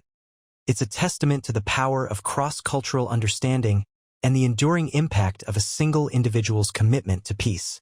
His legacy extends far beyond his own lifetime, resonating through the annals of both the Comanche Nation and the wider historical narrative of westward expansion. He didn't simply bridge two disparate worlds. He helped to forge a new path, one paved with empathy, mutual respect, and a shared commitment to a more just and equitable future. His contribution to the Comanche people was multifaceted. His skills as a mediator, honed by his experience in the brutal realities of the Civil War, proved invaluable in resolving internal conflicts and fostering a stronger sense of unity within the tribe. His understanding of both Comanche and white American perspectives allowed him to navigate the complexities of intercultural relations with a depth of insight that few others possessed. He became a voice for the Comanche, a translator not just of language, but of cultural nuances and perspectives, ensuring that their concerns and aspirations were heard and understood. His impact on the wider historical context was equally profound. His life stands as a powerful counter-narrative to the dominant narrative of conquest and displacement that characterized westward expansion. He demonstrated that peaceful coexistence between different cultures was not merely a utopian ideal but a tangible possibility, achieved through genuine understanding, respect, and a willingness to learn from one another. His story challenges the simplistic binaries of us versus them, revealing the shared humanity that underlies even the most deeply entrenched cultural differences. Eli's legacy wasn't solely defined by his actions. It was also shaped by the relationships he forged. He became a cherished member of the Comanche community, a testament to the tribe's capacity for acceptance and inclusivity. The deep friendships he cultivated transcended cultural boundaries, demonstrating the power of human connection to overcome prejudice and foster understanding. These relationships served as a powerful model for future generations, illustrating the transformative potential of intercultural dialogue and collaboration. Moreover, Eli's story serves as a powerful reminder of the human capacity for change and redemption. His journey from a disillusioned soldier haunted by the horrors of war to a respected peacemaker within a different culture underscores the transformative power of empathy and understanding. His life demonstrates that even those who have experienced the worst aspects of humanity can find healing and purpose by embracing a new perspective and contributing to the betterment of their community.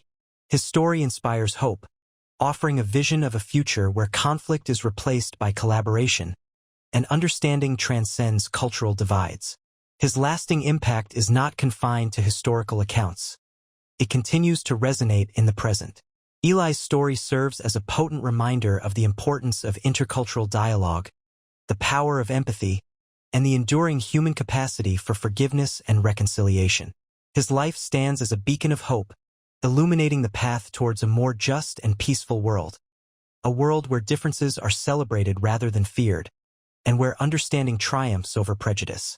His legacy is a powerful testament to the transformative power of human connection and the enduring strength of the human spirit. The echoes of his life continue to inspire, reminding us that even amidst the harshest realities, the possibility of peace and understanding remains a potent force for good. Eli's journey is a powerful counterpoint to the pervasive prejudice that fueled the conflicts of his time. He arrived among the Comanche burdened by the weight of societal biases and the personal trauma of war, yet he found himself unexpectedly embraced by a culture he had initially viewed as the enemy. This radical shift in perspective highlights the fragility of preconceived notions and the transformative power of genuine human connection. His experience challenges us to examine our own biases, to question the narratives we inherit, and to recognize the shared humanity that unites us all, regardless of cultural differences. The story of Eli's redemption is not a simple narrative of a man finding solace in a new land. It's a profound exploration of the healing power of forgiveness, both self-forgiveness and forgiveness extended to others. Haunted by the violence he witnessed and participated in during the Civil War, he found a path to healing not through isolation or self-recrimination, but through active engagement with a community that offered him acceptance and understanding. This acceptance wasn't passive. It demanded his active participation, his willingness to learn, to adapt, and to contribute to the fabric of the Comanche way of life. His redemption, therefore, was not a solitary act but a collaborative process, a testament to the restorative power of community. The unexpected alliances that emerge from Eli's story are perhaps its most compelling aspect. The very notion of a Civil War veteran finding kinship with Comanche warriors, people often portrayed as adversaries in the dominant historical narrative, is profoundly unsettling. This unexpected bond shatters the simplistic dichotomy of friend and foe, revealing the complex tapestry of human relationships that exist beyond the confines of war and prejudice. It highlights the potential for connection and understanding even in the face of seemingly insurmountable conflict, suggesting that common humanity can transcend cultural, national, and even historical divides. Eli's story compels us to reconsider the very nature of conflict itself. It suggests that conflict is not an inevitable outcome of difference, but rather a product of misunderstanding, prejudice, and a failure to recognize our shared humanity. His experience demonstrates that lasting peace is not achieved through force or domination, but through empathy, understanding, and a commitment to building bridges across cultural divides. The alliances he forged weren't born out of political expediency or strategic advantage. They were forged in the crucible of shared experience, mutual respect, and a growing appreciation for the richness and diversity of human life. His transformation is a powerful reminder that redemption is not a destination but a journey, a continuous process of self-reflection, learning, and growth. It's a journey that requires courage, humility, and a willingness to confront one's past and embrace the possibilities of a different future. Eli's story isn't just a historical anecdote.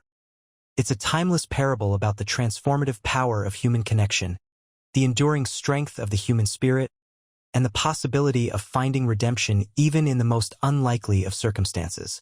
His legacy serves as a powerful reminder that even amidst the harshest realities, the possibility of peace and understanding remains a potent force for good, a testament to the enduring human capacity for empathy, forgiveness, and reconciliation.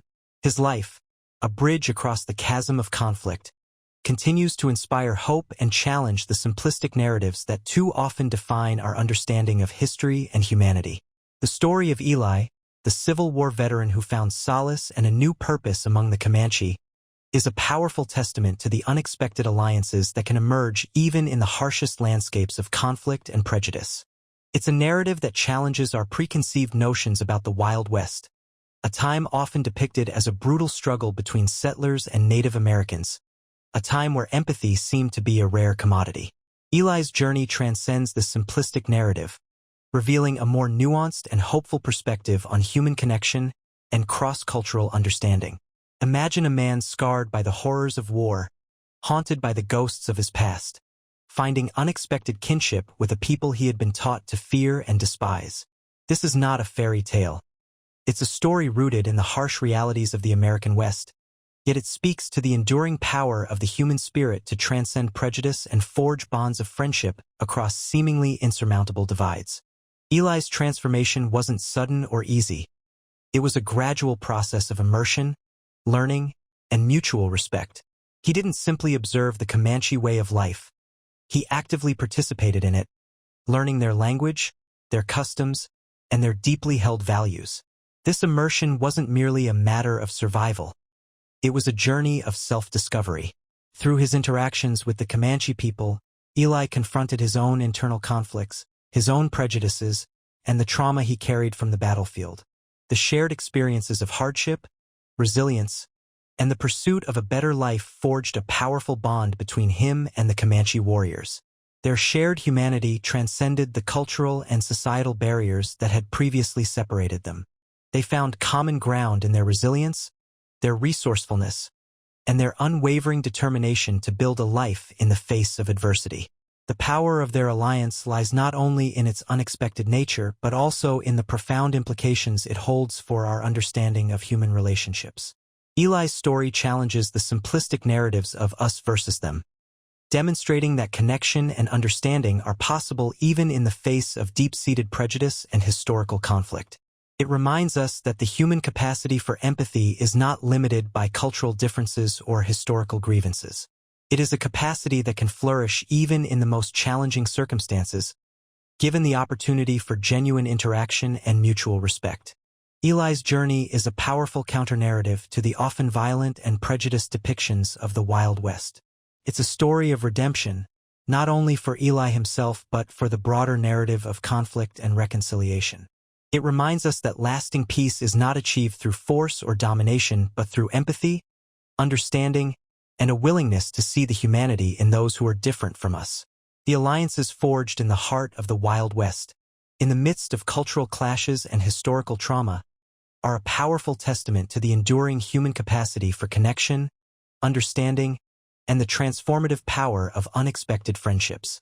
It's a story that resonates far beyond the dusty plains of the American West, reminding us that the potential for human connection and understanding transcends time, place, and circumstance.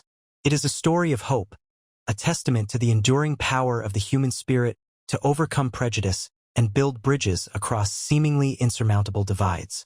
Eli's story isn't just a tale of survival in the unforgiving Wild West. It's a powerful parable about the transformative potential of human connection. It's a narrative that whispers of hope, echoing across the canyons and prairies, a testament to the enduring strength of the human spirit to bridge divides and forge understanding even in the face of profound differences and historical trauma. His journey, a testament to the power of empathy and shared experience, offers a profound lesson in overcoming prejudice and fostering peace. It's a narrative that challenges the simplistic narratives of conflict, replacing them with a more nuanced understanding of human interaction. The lasting impact of Eli's life extends far beyond his personal transformation. His experience with the Comanche fostered a bridge of understanding, a testament to the power of cross-cultural exchange. His story serves as a powerful counterpoint to the often violent and simplistic narratives that dominate our understanding of the relationship between settlers and Native Americans in the American West. It humanizes both sides of the conflict, revealing the shared experiences of hardship, resilience, and the persistent search for a better life that transcends cultural boundaries. His story isn't merely a historical anecdote. It's a beacon of hope, shining a light on the possibility of reconciliation and understanding. It reminds us that even in the darkest chapters of history, the capacity for human connection remains a potent force, capable of shaping narratives and fostering lasting peace. It's a reminder that true understanding requires empathy, a willingness to step outside of preconceived notions, and a genuine desire to learn from others. Eli's legacy is not defined by battles fought or lands conquered, but by the bridges he built, the relationships he forged, and the understanding he fostered. He demonstrated that true strength lies not in dominance or force, but in the capacity for empathy and the willingness to find common ground, even with those who seem vastly different. His experience challenges us to reconsider our own prejudices and biases, to actively seek out opportunities for cross-cultural understanding, and to embrace the potential for human connection that exists within each and every one of us. The echoing silence of the plains now holds a different sound. The quiet hum of understanding, a legacy born from the unlikely friendship between a Civil War veteran and the Comanche warriors. This quiet hum is a testament to the enduring power of human connection, a reminder that even in the face of historical conflict and deep-seated prejudice, the capacity for empathy and understanding can lead to lasting peace and reconciliation. Eli's journey is a call to action, an invitation to bridge our own divides, to challenge our own assumptions, and to actively participate in creating a world where understanding and empathy prevail over conflict and prejudice. His story stands as a powerful reminder that the future is not predetermined. It's shaped by the choices we make, the bridges we build, and the connections we forge. It's a new beginning, not just for Eli, but for all of us. Let his story inspire us to build a future where empathy, understanding, and peace are not just ideals but lived realities.